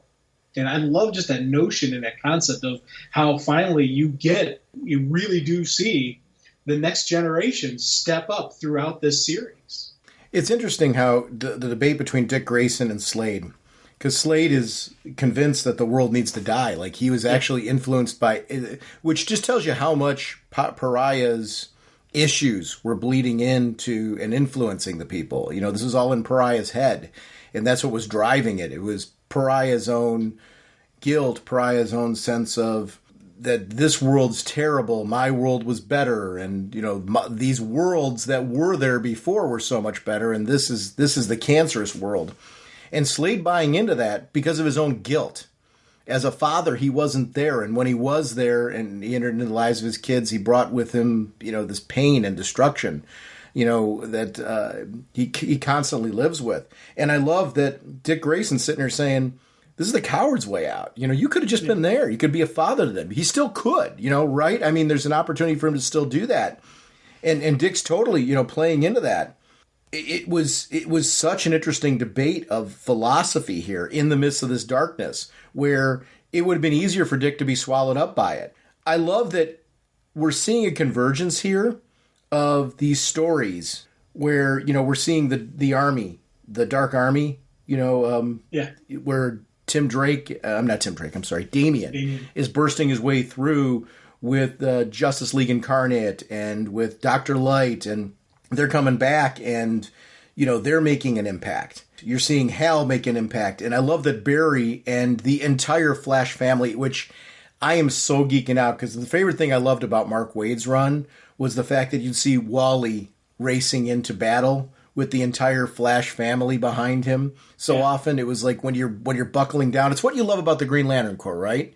When, you know, that's why when we were experiencing the Green Lantern crossovers during our tenure of podcasting and you were geeking out about the Corps, I was connecting with you so much so because I was enjoying that as well. But I was also connecting with what I loved about this picture of the Flash family zooming on through, where it was like, oh yeah, every Flash is there. And this is one of those events where you can't do it on your own. You need the backup that you always refer to, and you need people that can operate the way you can so they help extend you, because you can't possibly, even with the Flash's ability to be in so many places at once because of the fact that he can go so fast, this is bigger than that.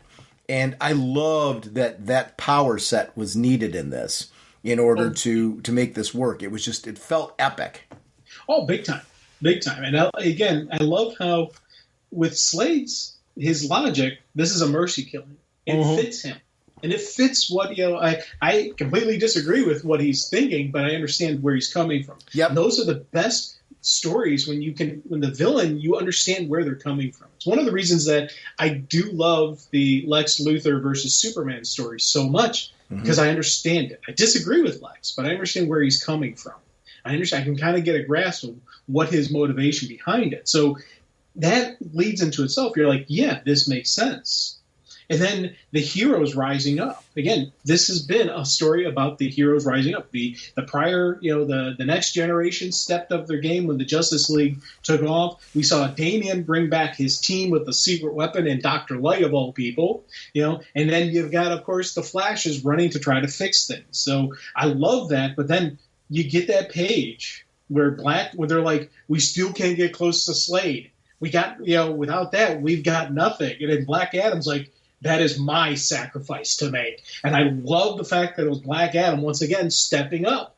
The beginning of the story, he gave up on the heroes. He left them, tried to join the Legion of Doom. They got corrupted. So the Justice League, the heroes saved him. And throughout that, you're seeing Black Adam step up to the point where I was like, I'm watching this fight, and then you see him just yell out, you know, with Black Adam, his final thing, sharing his power with all the heroes. And I was like, oh my God, that right there. Because again, he yelled Black Adam, not Shazam, not anything else. It was all his energy he was throwing out there. I cheered. I flat out cheered on this because so many heroes stepping up. And once again, Black Adam stepping up to be a hero. You know, that scene where you flip the page and you see everybody's got the lightning running through them. Even the bats, even non-powered superheroes are now charged. You know, and that right there, Black Adam has no more powers. That's it. He is, once again, flesh on bone and just gonna die. He's okay with that. He's willing to make that sacrifice for the heroes. I loved that sequence. I want that as a glow-in-the-dark poster. Oh God! And I'm yes. being very clear. I want that as a glow in the dark poster because Yes. or LED lit poster. I for Christmas this year I got, and I'm not a big Lego collector, and that's no insult to people that are. I'm more setting the pace. I created 3 different Lego sets I put together. One I've had for about 3 years now. I had the Batman. One of my friends got me the Batman 66 Batcave, which is huge. It's awesome. It's the tower of like Wayne Manor with the bat poles. Then it has the sliding bookcase with Bruce and Dick. They can slide down and go into the Batcave proper. If you flip it around to the front, it's got the front face of Wayne Manor. And then it's also got the Batcave, with the nuclear pylons that are in there. Yeah. So that piece is all there. You build that as a separate piece. And then you've got the hangar for the Bat Copter and the Bat Cycle. And you can also build the 66 Batmobile. And it has the Joker, it has the Penguin, Catwoman, the Riddler. And it has Alfred, Bruce, and Dick, with Bruce and Dick outside of their costumes, so you can put them in the study, like when they first get the phone call from the red phone, and you can actually flip open the Shakespeare bust, and you can pull open the bookcase or close the bookcase, which is kind of cool. But so I put that together, it took multiple days because you can do these in phases. They come in these little packages of 1 through 8. So I did them in phases on purpose. But what I got this year for Christmas from a good friend Chris, he got me the cowl, Lego's Batman cowl, as it's like a bust. You put it together and it's got a stand that says Batman on it that like has this really cool stand. But you build this. It's like a 3-tiered setup where you build this giant cowl, and I didn't realize, and it's respect for people that are like super Lego collectors.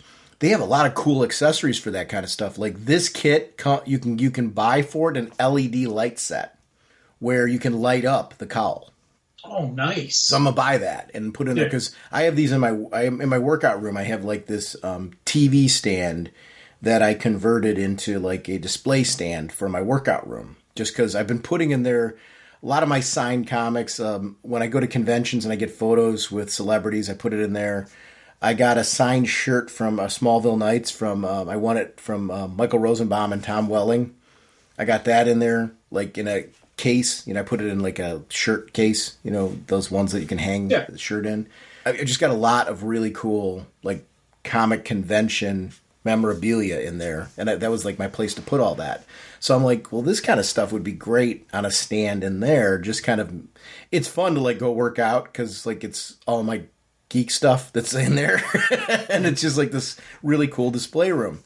So, it's kind of like, well, this is fun in here. It's a great location for it. I got that, and it was like that display was building that when I'm in the middle of reading this and you see like this sequence and I'm like, oh man, that poster in there with like either LED lighting or glow in the dark would be so sweet in here. That was my first impression when I saw that. I'm like, I want this so much, not just as a normal poster, but some kind of unique light up poster. Oh, definitely. 100% agree with you, man. I'm sitting there staring at this page even more, just going through the different heroes. Yes. This issue has been such a delightful art read through.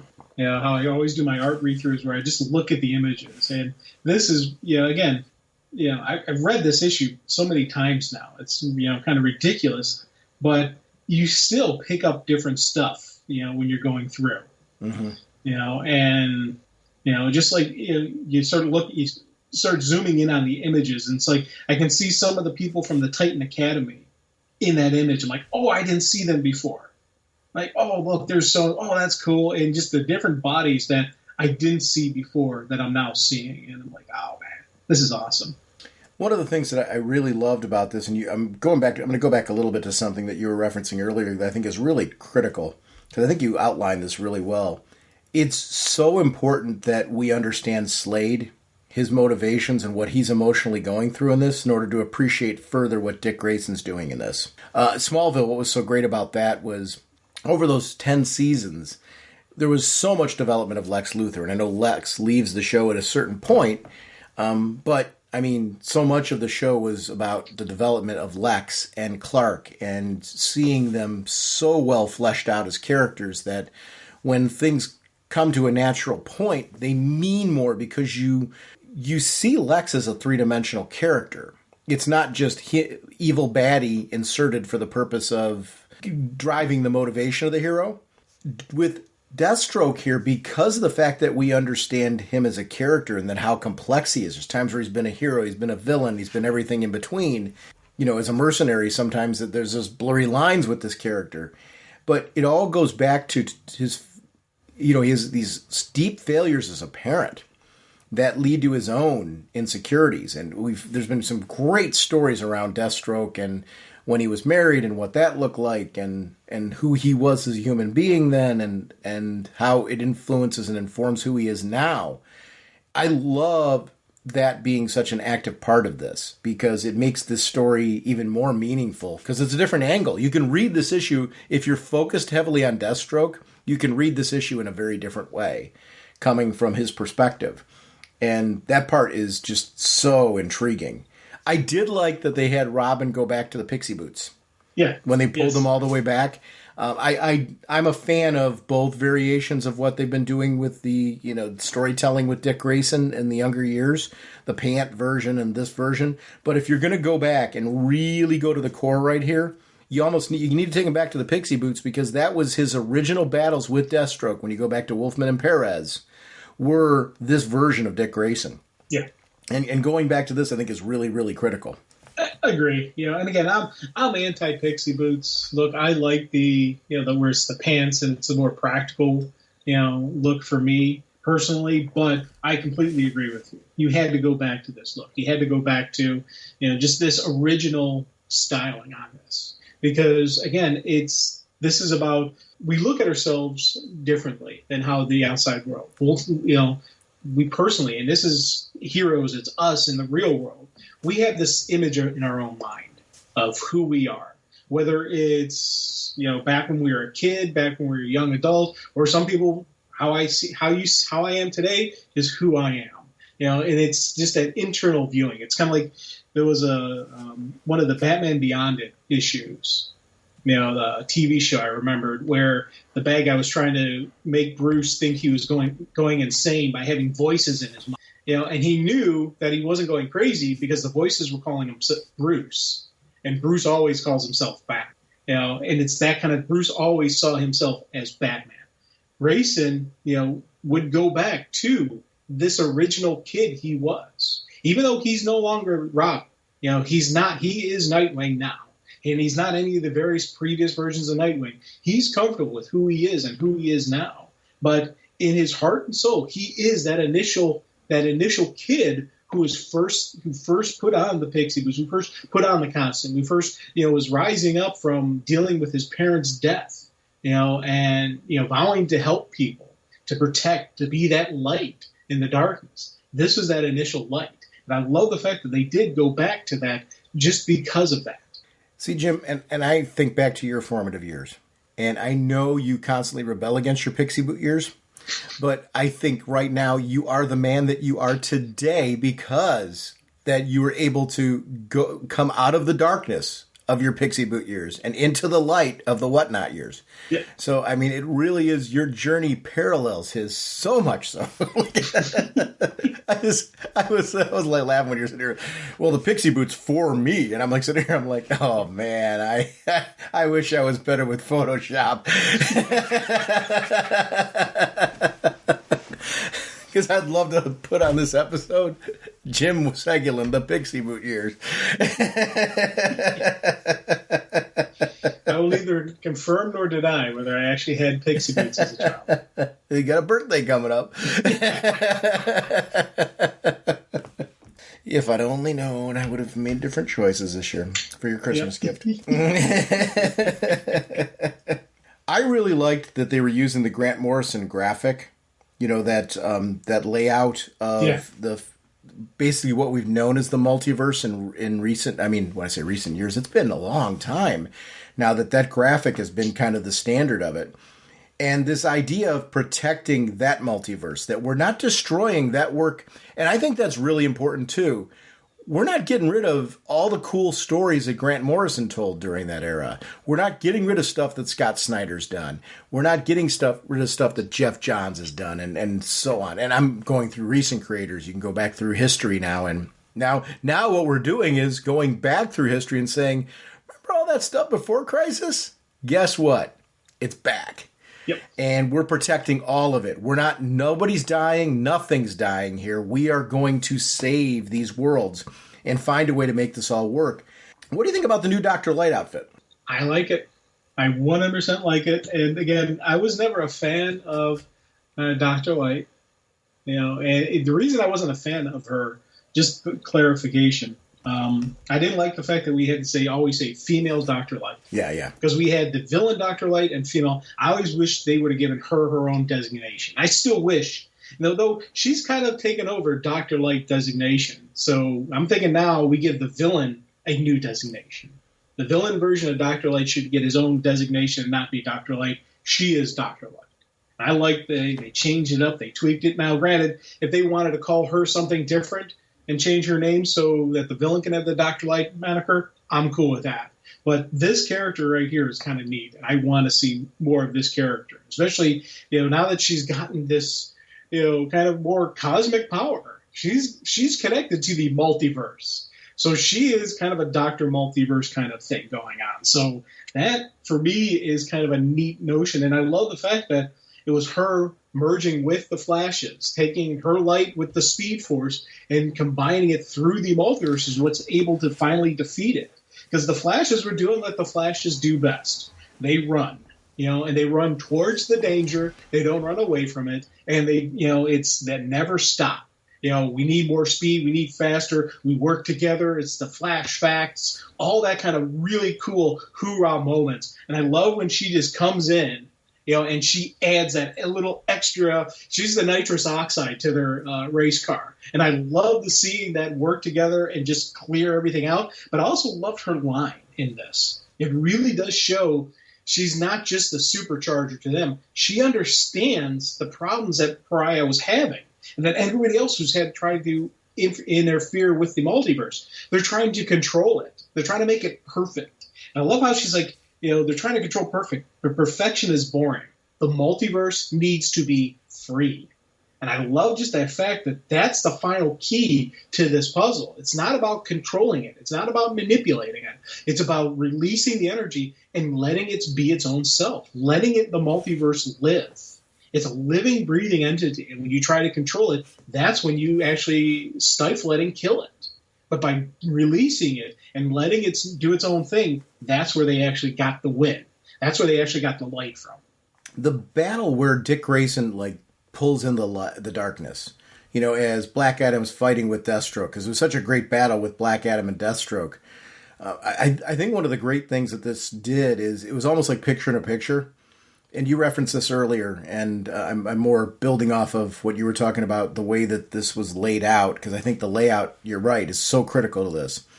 There is a story going on within the story, and the use of alternating panels to keep that going. And I love that Dick Grayson's kind of fading into the darkness. Like, even when he's taking it on him, he says, "Take it on myself." You see the darkness taking over his word balloon. I love that choice. I thought that was really, really brilliant, as a way to fade to black. And I thought it was really cool. But then you see his symbol, the Shining Hope. You'll never get it, Slade. We're not following in anyone's footsteps. All of us walk together. No matter the world or generation, we embrace our history alongside the new to bring hope to everyone. I love that concept. That is our legacy. It's not about this new generation usurping the old. There's characters are still there. And I think it's an important piece, like a statement of the DC Universe moving forward. And I love this idea of where they're going now. Obviously, they've been trying to figure out a way to brand the next phase of the DC Universe. And that idea of pulling from all your characters, being able to, tell stories with the newest creations while keeping that middle tier of people that some of which got lost along the way. You know, and you see them when the heroes come back on the scene, you see a bunch of characters there that kind of vanished for a while, right? Yep. That are all back. And I love seeing that be a thing. But then we've also got these newest characters that have been created that I'm really becoming a fan of. While, you know, Bruce is going to be my running buddy forever. I love Bruce Wayne. I love reading stories about Bruce Wayne. I don't want to see Bruce Wayne go, but I want progression with the others, you know? So it's like, how do you find that balance? And it's, in order to do that, you have to keep progressing Bruce, right? Yeah. I feel this story was about progression for everybody. And I think Dick Grayson's statement and him being like the linchpin of, we do this together. We all move forward together. It was just such a great moment. And you and I are both big fans of Rose. Tell me that sequence wasn't brilliant. Oh God, man. The one thing I loved about this is right here is a moment where she legitimately, she always has these issues with her and her father. There's always just this right here was a moment of closure where she's like, yep. He's like, I didn't want you to hurt like I do. And it's that whole thing where he's just like, I don't want you to suffer like me. And she's like, I know. It wasn't oh, please, come on. No, it was a complete understanding of what her father was trying to do for her. And an acceptance of, granted, he was wrong in how he handled it, but her understanding of that, in a way, he had good intentions for, as he said, he was seeing it as a mercy killing and what he wanted to save, and I'm doing air quotes around the word save, his family from the pain. And I love the fact that we have this moments between the two of them where she understands where he's coming from and what he's thinking and where, he actually is, why he's doing what he's doing. And I love this, and again, it's only a couple brief panels, but you really do get that Rose finally gets her father. And I love that they have this kind of moment. Yeah. That stuff is really important where you try to find that right balance with the characters of, moments. This thing was filled, you said it best, with moments. And it leads from that into other moments where you see, like, even this closing of families reunited, the heroes who started all return, the young celebrated. It's like panel after panel of moments going then like bigger, with Dr. Life. Like, she has this new connection to the multiverse, but, this concern over her powers. And, what does that mean? And that newness. Justice League Incarnate is back in place, but so is the Quintessence, and the idea that group is back. And what does that mean? And setting the stage with Oliver Queen, which you and I are both near and dear. Like, I want to know what's happened with Ollie here. And Darkseid returning to Apocalypse and the Secret Society. Like, everybody's back there. But man, that Deathstroke sequence at the end, who shut that off on him to cause him pain? Yep. Like, what is that? The story that needs to be told there. I can't wait to see who was that Tara? Was it somebody else? Like, who did that to him? Because somebody's got a bone to pick with him. Yeah, it's definitely a female hand, the way it's drawn. Originally, part of me was thinking maybe Rose, but she had that good closure. I don't see her doing that. Right. You mentioned Tara. She's one of the names I was thinking of. And the just the outfit, the shadow outfit that shows her. Yeah. Shows whoever did it. Maybe could be Tara. I don't know. It's somebody. Yeah. And let me be clear. I'm not saying that I definitively think that. That was me. No, I agree. I'm more open-minded in that end. I went to, obviously that's an obvious one to go to. So I got to admit I'm going to an obvious one. Yes. I completely agree. And then to be honest, she was also a name that popped in my head. Yeah. So that was a name that popped in my head. I don't know.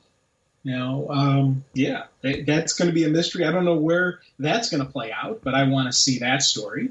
I do want to see, again, the Ollie Queen stuff. I want to see the search for Ollie. I like how Apocalypse now is back in the game. Darkseid is now back in the game. What's going to happen with that?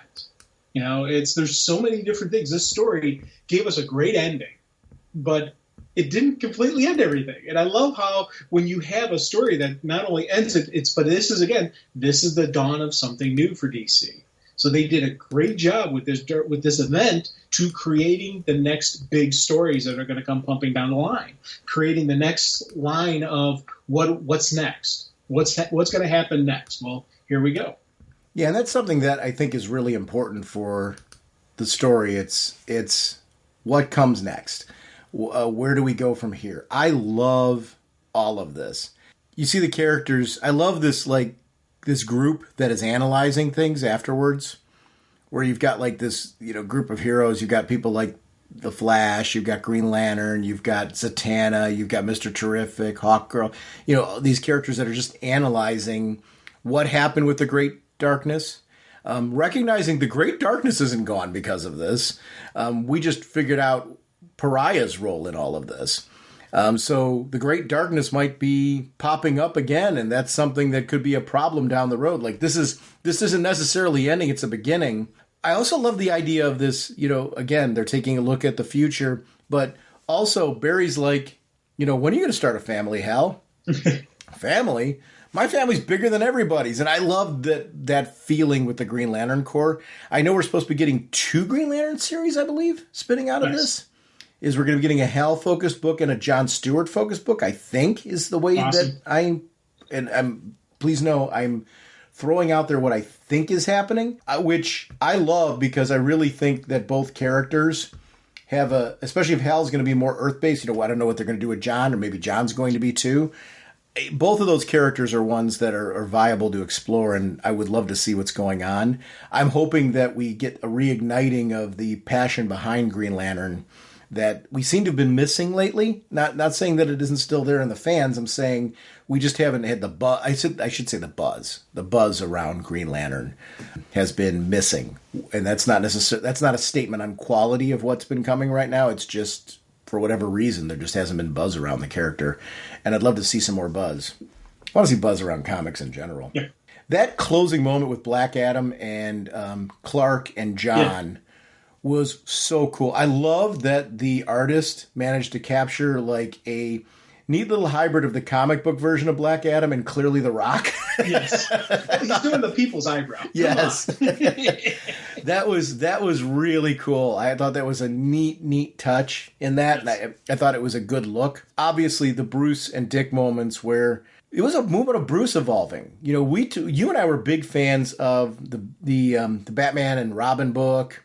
The idea of its focus, I'm talking about Pete Tomasi when he was doing that work, and the focus on family, right? This is one of those family moments where Bruce breaks the candle, and it's symbolic of, I appreciate that you kept the candle, and he does. I mean, you see that. It's very rare for Bruce to recognize that this is a moment to be a dad, right?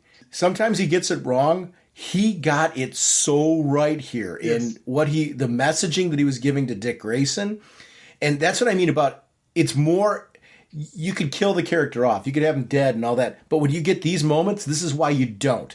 You continue to evolve Bruce by letting Dick grow. This is the kind of progression I like in comics. I also love the fact that, I don't know, did he wear pixie boots? Did he not? Did he go to pants at some point in time? I'm willing to let that kind of fit. I like that they fit both into this, right? Yes. Because I think it was so cool the way that they did it, because I'm a fan of this look. So it's okay to put that in there, but him saying it wasn't the candle that was the light, it was you. This idea of there is no Justice League right now. And as a concept, we've kind of outgrown that concept the way that it was. We need to figure out that new mission and what it is. But this idea of leading into the future and the two of them going off together, where he's like, recognizing not the burden, but the weight of that, being handed that. The passing of the torch sometimes comes with it a lot of weight. And I loved his reaction. That was incredibly good writing there. Because Dick, and he's like, all right, you hear Oracle, no rest for the wicked. We got to jump out there. I have some ideas. I love that ending. As they go off together. Such an important evolution for those characters.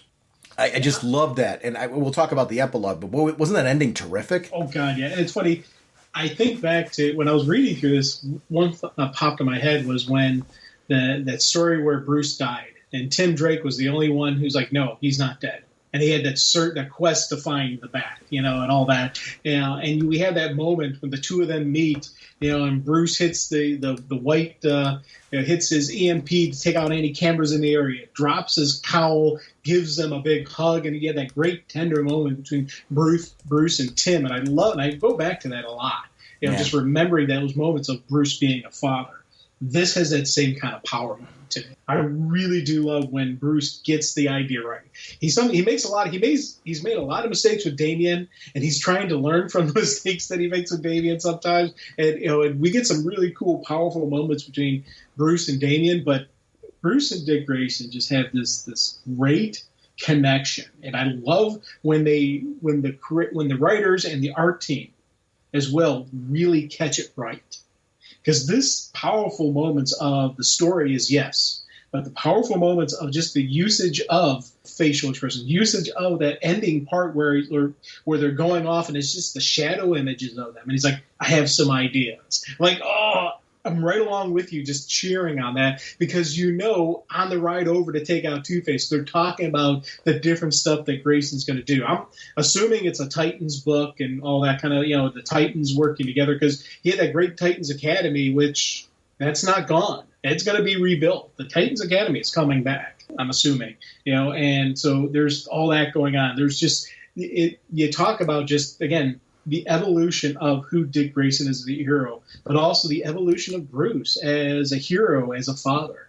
Now, I love seeing these moments. This was, again, this whole series had this great stuff going on. I'm like, man, this is awesome. This is great. Wow. You get to the title page and then you flip and you're like, epilogue. Ooh, what's going on here? And again, completely pulls me and I'm more stuff going, this is awesome. Well, the nice part about the epilogue and the way that they did that, I like that they separated. They put the creative team there, and then they separate this as being a passage of some time later. And, they kind of flip to stories that are currently going on that we're seeing. But then you've got, again, this council that Amanda Waller's working with. And she's like sitting here like, enough's enough. The heroes, they're coming back from the dead. They think that they can run things and, they've got these vast powers. And at this point in time, enough's enough. If they either get on board or they get locked up. And we know how to incarcerate their enemies. We're going to do the same to them if we need to. At this point in time, she's like, it's not just about locking them up or being done with them. We need to eradicate them. We need to take them out. It's not her just saying that. It's this group. They're saying, we have the kids' gloves need to come off and the metahumans are going to be hunted down as a group. And we're going to give you the resources. Now, we got Peacemaker, as being one of them. We're seeing, obviously some of her characters from Task Force Z, is on there. Because that's from, that's one of the characters from Task Force Z in the background, right? Isn't that Bloodsport? That's just the way his mask is, I thought. That's Prometheus, isn't it? That's Prometheus? Oh. Because I was assuming that was Bloodsport. And it's just his mask has got the skull and all that looking weird. I don't know. It's I thought that was Prometheus. I'm not saying you're wrong. Right. I'm intrigued. I don't know what that composite Batman, Superman, Joker creature is. Yellow Lantern, yeah. Yeah, I don't know what the heck that thing is, but No, but that looks nasty. And who's the female Peacemaker? I don't know. Okay. I was just wondering, making sure I didn't miss something. I think I remember that from one of the Peacemaker stories, I think. I have to go back and check, but I'm color me intrigued. Yeah. Oh, hey, come on, kill the Justice League. Yes. Okay, let's do the story. Yeah. And I like how when they initially were talking, they're showing the Superman story with Clark, the Bat story that he's got going on, and then the Batman versus Robin story with Damian. Lazarus. I like how that initial page of the epilogue is stuff that's currently going on. That, again, we were both wondering, when does this stuff take place? Well, now we know. This takes place after before the next big event that's going to happen. So, yeah. Yeah, they've done a great job of converging the universe so we know kind of where everything's at right now. I'm really, really enjoying how this is all playing out. This is really, really a great story. The wrap-up of this is terrific. And it gets you excited for 2023. Yes. I want more now. Feed me more. When, a great story that entertains me beginning, middle, and end, and then says, oh yeah, we're not done. Here's some more stuff for you. But we still got a definitive ending of this story. They're just setting up the next round. And it's not even set up the next big event. It's setting up the next going on in the DC universe itself. So, yay, yay, yay. Outstanding. Loving this. Yeah, yeah. Yeah, I could not be more happy right now. Do you have any like hopes and wishes for 2023 as we start heading into it? Like anything that you're looking for out of the comics, or and I'm not like guiding you or leading you anywhere with that. It's where are you kind of at right now? Like what do you want? What do you want ideally, maybe in a general sense, from your DC universe? Now that because this really is, we're on the first episode of 2023 for us, but we're really wrapping up 2022's content and looking forward to what comes next. What do you want from DC in 2023? What would you like to see from DC, just as a publishing house? Okay, as a publishing house, I want to see them continue on the next generation of heroes. I'm absolutely loving that, and I'm loving how they're doing that. And I don't want to lose our current stuff. You talked earlier about how Bruce is your guy. You're ride and die with Bruce Wayne. 100% agree with you. But I also want to see Nightwing, and Clark's my guy, but I want to see John. Yeah. There is just that next generation. We talked earlier when we were talking about Big Bang, how Barry and Wallace were working together. Love that idea. Love to see that continuing, those two together. Love to see Wally continue with his family, his kids, and and his wife, and all that stuff, all that kind of cool, flashy stuff going on. I want to see that continue. We talk about just the Lantern books. Yes, please give me 2 Lantern books. Give me that Oliver Queen story where where Roy and his daughter meet up. I want to see those moments. I want to see Red Canary and Red Arrow realize who each other is. And have that moment. There's so many things that I want from 2023. They've laid a great groundwork for me. Let's continue what we've got here. The new and the old, both evolving, both coming to their stories. We've got, Superman's story is going to be more of John Kent. Action Comics is going to be more of Clark. Yes, I like that. I'm good with that. Continue, please. Well, it looks like Action's going to be an anthology. And I honestly think, so I haven't read it yet, but Action 1050's out. But it looks like the Power Girl's going to be happening in Action Comics. Oh, cool. So when I say anthology, I'm sure there's going to be the main story is going to be Superman focused, but then we're going to get additional stories there. And I want to be very clear, I'm making an assumption right now. I want to see where that's going to go. I think it's really important next episode that we talk about Action Comics 1050. Yes. Because it's out, I think, this is one of the, where's Superman going now? So I think we need to talk about that and maybe jump into that and touch base on those books. So maybe we'll do that as for sure on our next episode. We'll talk about that book. And we'll wrap up telling people what our next episode is going to be, and kind of you and I got to brainstorm our next few episodes, actually. But I think that's an important book to talk about because that's kicking off the direction for Superman and where it's going.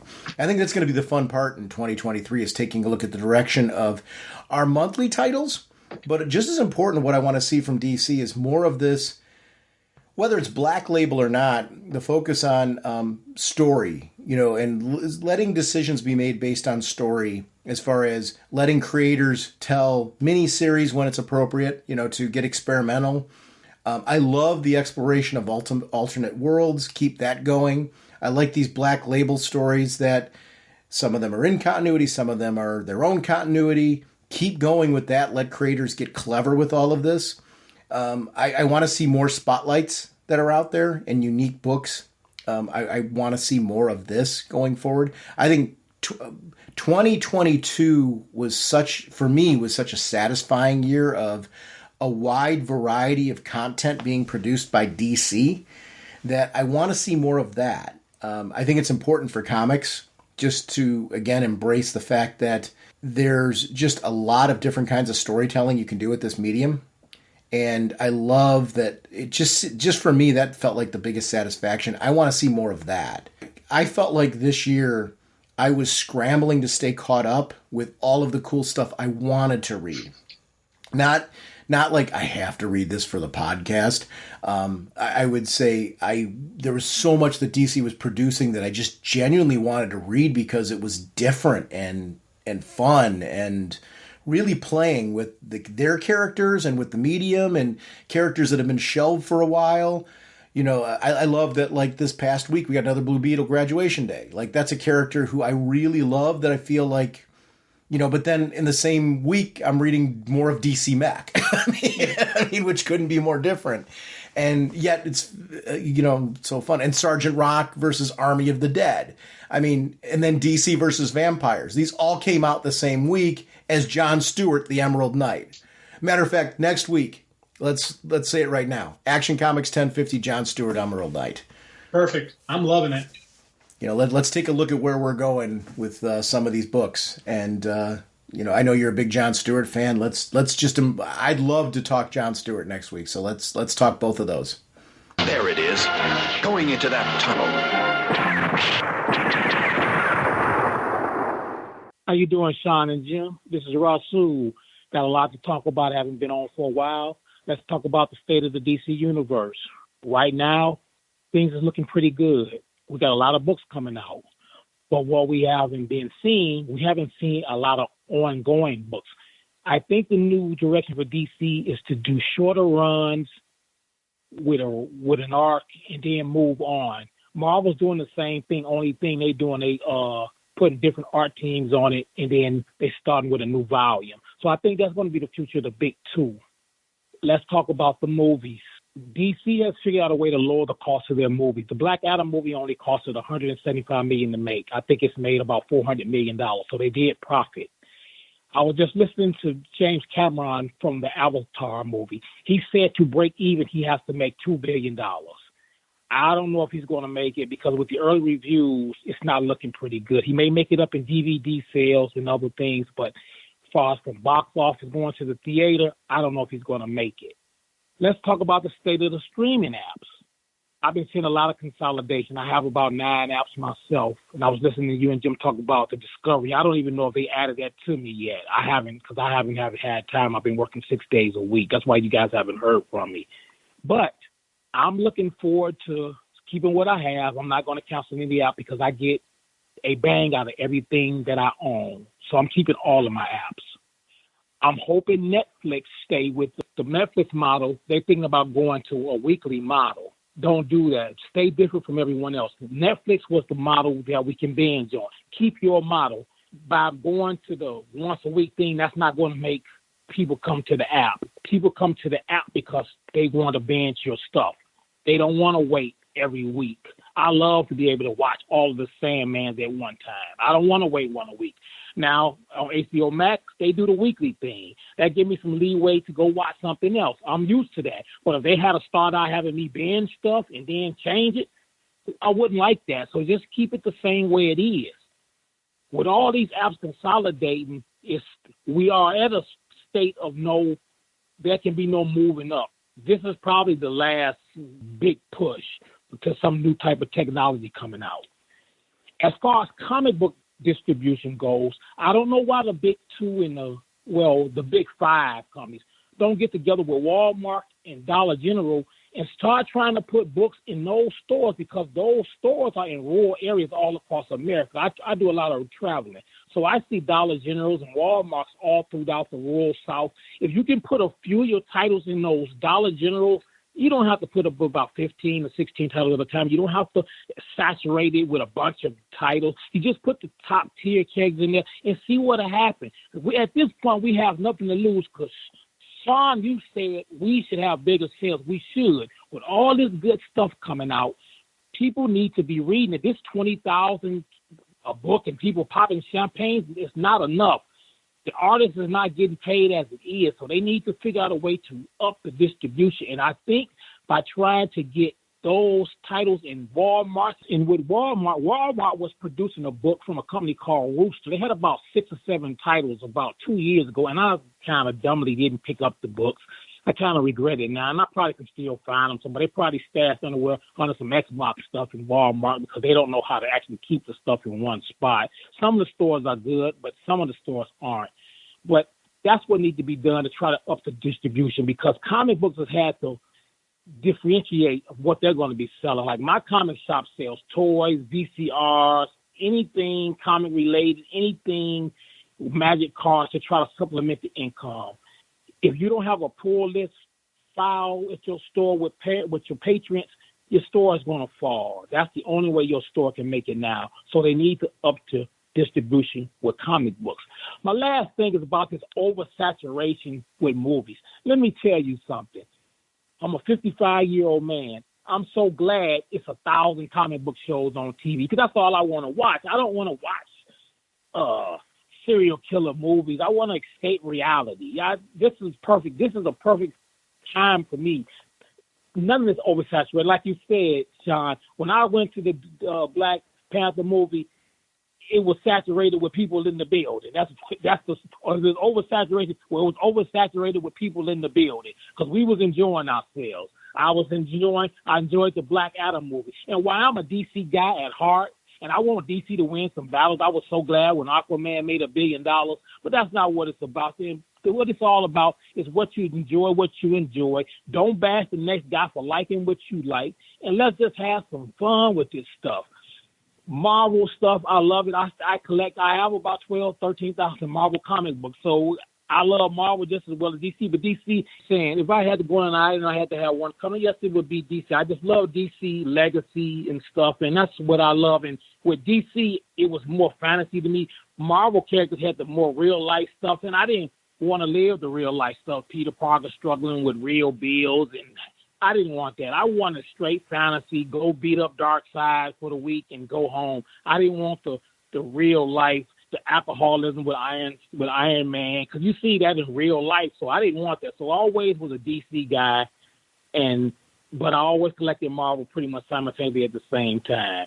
And the last thing I will state is we need to DC and Marvel need to start trying to get in some type of different characters and give them a bigger chance to shine. Like, we haven't had a Martian Manhunter book in years. There hasn't been a Firestorm book in years. Marvel keeps trying to do Spider-Woman. It keeps getting canceled. The Hulk, the same thing. It'll go a run. We need some more books like that to get some continuity going with those characters, because they keep starting and going. Captain Marvel's been going for a while now. Hopefully it can keep going and they don't stop. The Guardians of the Galaxy, which is a hot movie, at this time there's no book on the stands, which makes no sense to me at all. I don't get it. And it looks like the Justice League is going to be supplanted according to a website I read about the Teen Titans. I'd like to see how that works, to keep the Justice League off the board for a while and see if the Teen Titans can step in. And then if that don't work, you can always bring the Justice League back. And I'm really disappointed with the Justice Society only being 12 issues, but I'll take at this point what I can get. We was talking earlier about movies, but I have heard for comic also. I was just reading about the Hickman crossover from a few years ago. There's actually 200 tie-ins to that book. That is getting excessive. Lately, Marvel just came out with a Mutant, Avengers, X-Men, and Avengers book. Was supposed to be like 7 issues, but between all the tie-in, it's almost 150 books. And while you might need to read that stuff, but when you go in the store and see that logo on the books, it just gets overwhelming to a lot of people. I read the stuff on the app. I don't buy everything no more because of space, but it's starting to get overwhelming. But on that note, let's talk about the DC Ultra app. I love the concept of being a month behind. Matter of fact, I think the book should be day in and day in, because digital do not stop people from buying hard books on the shelf and vice versa.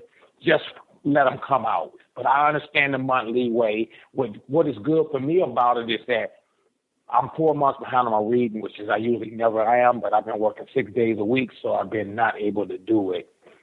Good for me, I can read the books on the app and just bag and board my books and keep moving. So this is going to really help me out. Only thing I wish what DC would do, they need to get more golden age. I know those books are hard to scan, and it might be right issues. I don't know, but I would like to know an explanation for why there isn't more Golden Age stuff. There's plenty of Golden Age, but it's not a whole lot of full run to the Golden Age. Gentlemen, that's all I have. You guys have a great day. Love what you do. Keep on podcasting and keep on. He talks about a lot of things. It's fun. I'm going to start with the Golden Age comics. I don't know, and I hope that they come up with a way to get more Golden Age on the DC Universe Infinite, because, you know, those books are in the omnibuses. And I would love stuff like, so a while back, I know that because of some of the controversy of the issues, they didn't release some of the original Detective Comics issues. I still want to read those. You know, they're part of comic book history. And, you know, if there's outdated concepts in them, I think there's an importance to being able to read them. Because, I don't know, I've read many a classic comic where, you know, there's outside, you know, we just know how to treat people better and view people better in our media nowadays. Yes. And things. But I think there's an importance to being able to take a look at that history and go, ooh, what are they doing there? You know, there's an importance to looking at history and being able to question it. And I think there's a point to that. But there's stories that are also, I'm sure, really good stories that are you could take that part out of it and look back and go, these are some of the foundational stories that influenced people as they led to the Silver Age and things like that. So I'd love to read those stories just for the sake of interest. So I'm hoping, like him, that we get to see more Golden Age on the DC Universe Infinite app and figure out why that's there. He talked about streaming binge versus weekly. It's funny, we've talked about this on the show. You prefer more of a weekly delivery model, whereas I prefer the binge model. So I'm with him on that. I don't know, I guess where I'm kind of, I don't care which model they go by, because what ends up happening for me is usually with shows that come out weekly now, because I tend to prefer binging, I'll binge a show and then go back to that weekly one and binge it. So I think you can kind of control for yourself. And here's the thing, if a show is released in the binge method and you prefer to watch it weekly, you can do that. So I guess I prefer the binge release just because of the fact that I think you can control it and watch it however you want. A lot of the HBO Max shows that he's talking about, like Titans, I usually end up watching 2 or 3 weeks worth of them together. Just because I'm watching so many shows right now, it just winds up being the way that I view them. I think you can kind of, that's the nice part about streaming, is you can watch it whatever way you prefer. And I don't know there's a right or wrong way to that in the model. To me, I guess I'm more concerned with, in these consolidations, we're seeing cancellations of things. I'll use Netflix as an example. They canceled Bone. Bone was supposed to be an animated series, a Jeff Smith comic. It seems like as these streaming services are competing and they lose money at various times, projects that we all wanted to see get canceled. And that's why it's funny, a lot of our commentary lately has been focused on some of the announcements of things that were announced and speculation over this being back on again, then it's off again, on again, off again. And a lot of that's coming from rumor sites. So we're reacting to what we're hearing from rumor sites, not necessarily their public releases of, hey, this is a thing or this is not. And we have to be cautious with that. But none of us like when a project's been announced and then all of a sudden, for whatever reason, it folds. But I'll use Jeff Smith's Bone as a great example of that. That was ripe to be an animated series. It's been ripe to be an animated series. I think it's a travesty it hasn't been made into a quality one. I hope at some point in time it resurfaces and somebody picks that up, because I wanted to see that on Netflix so bad. But we all feel that way when those things are missed. What do you think about Walmart and Dollar General for comics? I know Walmart had those exclusive DC comics for a while, and I'll tell you, that worked for me. I was picking those up as part of the Walmart program. But he's not talking about that. He's talking about getting more of our regular comics into these places. And I get what he's saying. In rural areas, you find Walmart and Dollar Generals a lot faster than you find comic shops. So it's an opportunity to get that product into people's hands. If anything, that will draw people to seek out comic shops. I guess my question becomes one of marketing. How do you market that to a casual audience so they are driven to go and pick those things up? And I think that's the great battle, isn't it? Marketing. Where are you at on this? What do you think comics need to reach? And I think his idea is a good one. I'm not knocking the idea. I don't know the answer. I don't think it will hurt. I think it's trying to convince those companies that, hey, Dollar General, this is something you want to put some of your dollars towards, and you'll get a return on the investment. I like the idea, and I like the concept of getting it out there. More places you can buy a comic. The current issue of the comic, yep, I think would be better for the industry. But the thing we run into is stores like Walmart, stores like Dollar General. They're not comic shops. Yeah. So you've got Action Comics 1050. Then when 1051 comes out, what do they do with the 1050s that they have left? Do they keep those? Do they keep the running thing, or and just like what titles? Think about just how many titles are out there. So do they say we're only going to do the Trinity's titles, or are we only going to do this? We're only going to do it's a store overhead is a killer on retail stores. So carrying the unsold inventory is one of the big things that hurts the different any retail store. Carrying an unselling inventory is what hurts them. So they'll have these comic issues that don't sell. What do they do with them? Do they then send them to a place like Ollie's or Odd Lots or something like that? And just that way they keep rotating just the current industry in? Do they just throw them out? Do they get a rebate from the big company saying, okay, these didn't sell, give us money back for it?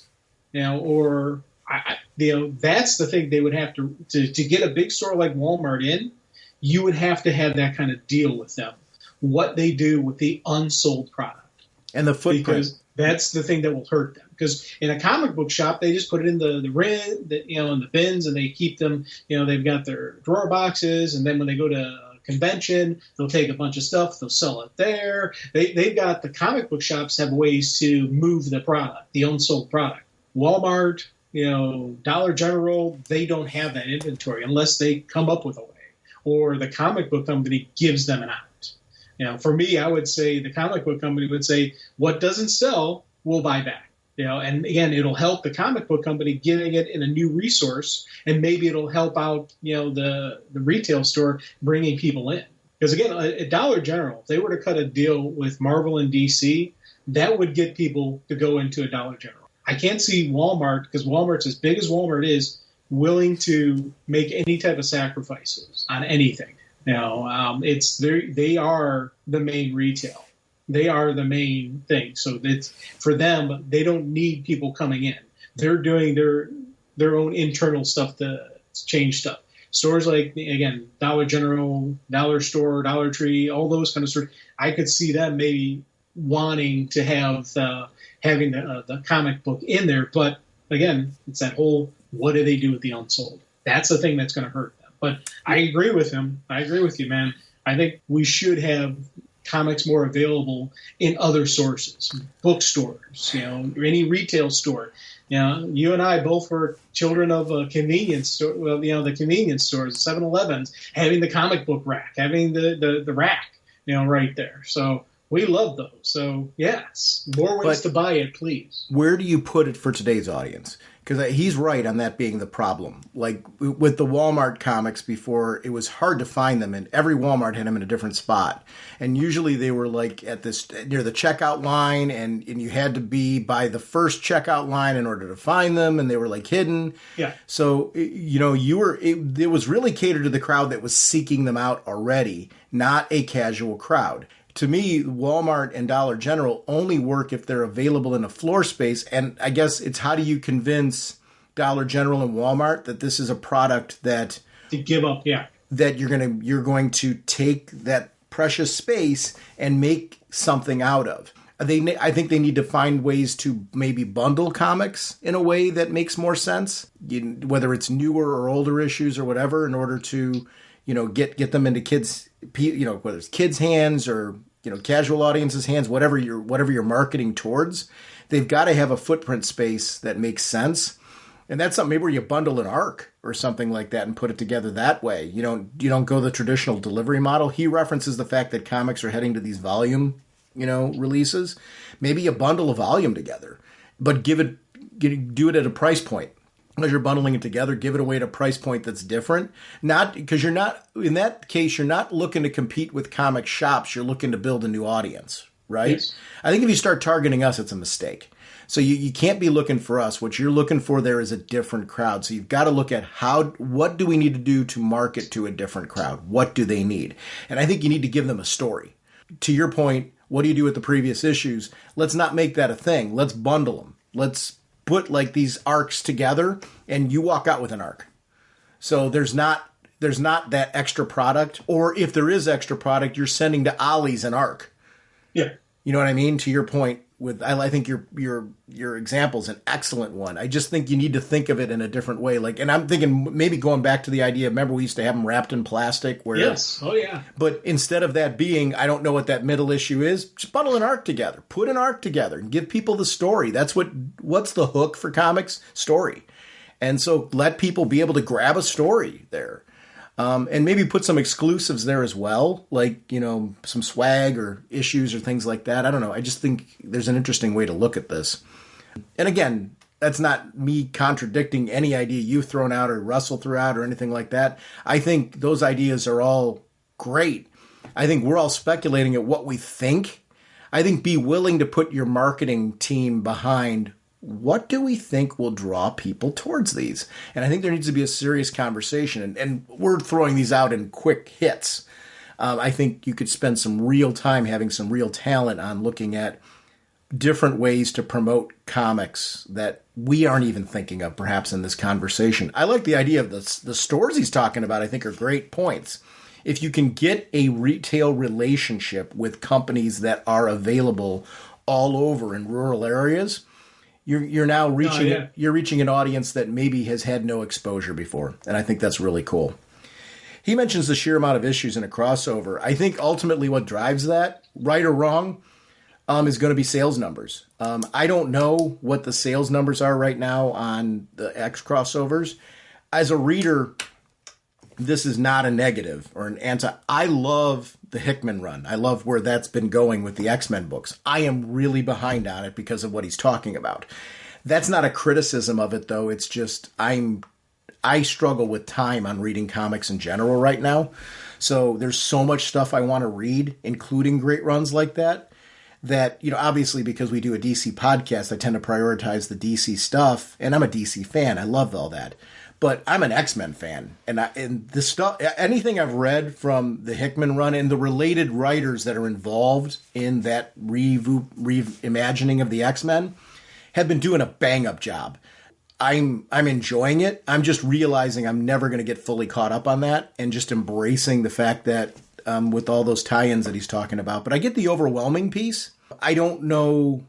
As a company, if they're selling, they're not going to go, we are going to pare back to make it more new reader friendly. Because I think that's part of the problem right now. You can't cater to new readers. I think his example of Walmart and Dollar General is where you bundle things in ways that are logical for new readers. And I think at comic shops, what you need to rely on the staff behind the counter to help the new readers. Yeah. That's the navigation. When you go in and get overwhelmed there, you need to talk to your knowledgeable staff, and hopefully your comic shop's employing knowledgeable staff who can help you with that. And I think that's the solution for that is for comic shops. But I think you have to think about if we're reaching out to an audience, and digitally, I think they need to start marketing to new readers. I think they do a pretty good job, like with Comixology doing it, but with these apps, I think if you look into, I like when I log into DC Universe Infinite, they dangle classic series, classic storylines. Marvel does this too, where you can, in both apps, you can navigate to story arcs. And they do a good job of guiding, I think, casual readers to stories that they may not know how to otherwise find themselves. I'm going to say this as a long-time reader. I find value in that, a ton of it. So if I'm finding it, I know it's going to help a new reader because I'm like, well, that's convenient. Thank you. Because I don't want to go look online trying to find. I've already got a spreadsheet keeping track of what books I'm reading. If you can guide me to arcs, thank you very much. I appreciate that. So that kind of stuff helps me out. As far as things like he mentions Firestorm and Martian Manhunter, and he mentioned Guardians of the Galaxy too, as far as why is there not a book currently. There's a reality that movies do not translate into comic sales. There's just a reality to that. I hate admitting that, but there's a reality to it.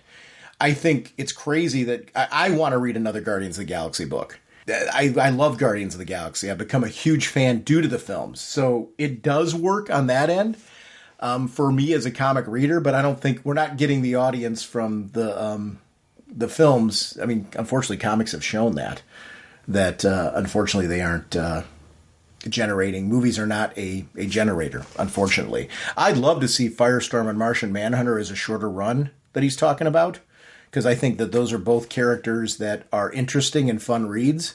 I'd be interested to see how they do as a 4 or 6 issue arc. Yeah. Putting the right creative teams on there, doing some crazy stuff.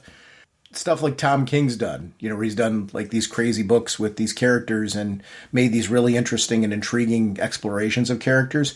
I think those work really well. And I think he's right. We're going to see a lot more of these shorter runs for characters that have not traditionally made it as ongoing, as a way to tell those kind of stories. And I hope in 2023 we continue to see more of that. I think we're seeing that growth. I hope we continue to see more of that in 2023. Spinning with great speed, the Flash creates a protective vacuum around himself. I'd like to remind everyone about our show voicemail line. It's 1-440-388-4434 or Dr. Norge on Skype. RagingBullets@gmail.com is our email address. If you prefer to contact us that way, we love connecting with you. RagingBullets.com is our show website. It feeds into Twitter. It feeds into our Facebook fan page. We are proud to be part of an amazing Facebook group community that constantly gives us content for that Speeding Bullets segment. So that's where we pull that from. Thank you, as always, for everyone who's participated in 2022 and helped us with that segment. And we're looking forward to doing more with you in 2023. The About Us section of our show website is where you can find out how to connect with us on gaming platforms and social media, because we love to interact with you. We are sponsored, as always, by DCB Service and InStockTrades.com. Mr. Seguin, what's going on over at DCBService.com? We have this really cool-looking Batman family statue done by Quantum Mechanics. It's 20% off, only $159.96. Thank you, DCBS. Just a reminder of InStockTrades.com. They have the Batman Shadows of the Bat House of Gotham hardcover, $24.99 regularly, 50% off, only $12.49. Batman Shadows of the Bat The Tower hardcover, $39.99 regularly, 50% off, only $19.99. DC poster portfolio of Brian Bolin trade paperback, $24.99 regularly, 50% off, only $12.49. And the Sleeper Omnibus hardcover 2022 edition, $100 regularly, 50% off, only $50. Be sure to check out their regular deals of the week, because it's a great way to save some money on these amazing collected editions. I want to thank DCB Service and InStockTrades.com for supporting our show throughout 2022. Mr. Seguin, our next episode, we are going to be back and we're going to be discussing Action Comics and John Stewart, the Emerald Knight. We will see you then. Bye. All right, you guys. Are you ready to sing your song? I'd say we are. Yeah, let's sing it now. Okay, this should be fun. Now get ready for your cue. Okay, Sean? Okay. Okay, Jim? Jim? Jim! Okay. Raging Bullets time is here. We talk about what we hold dear. Comic books and TV shows. Superheroes and their clothes. Justice League and so much more. I just love Green Lantern Corps. We talk about the books we've read with spoilers straight ahead.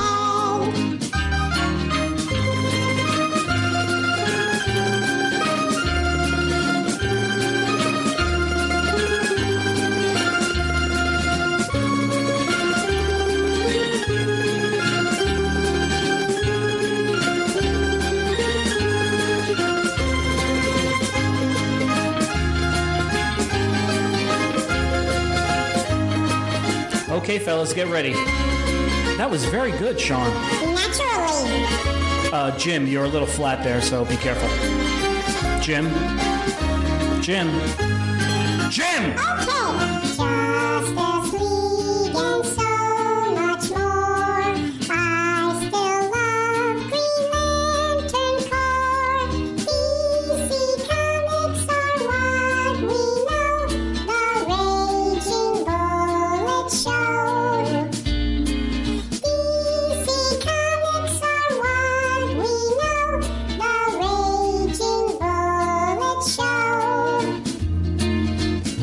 Excellent job, guys. Let's sing it again. Yeah, let's sing it again. No, that's enough. Let's not push it. Push it. What is that? Yeah, what are you talking about? No, I didn't mean anything by that. I think Jim, Jim. how long do you want the song to go? Look, it's our production.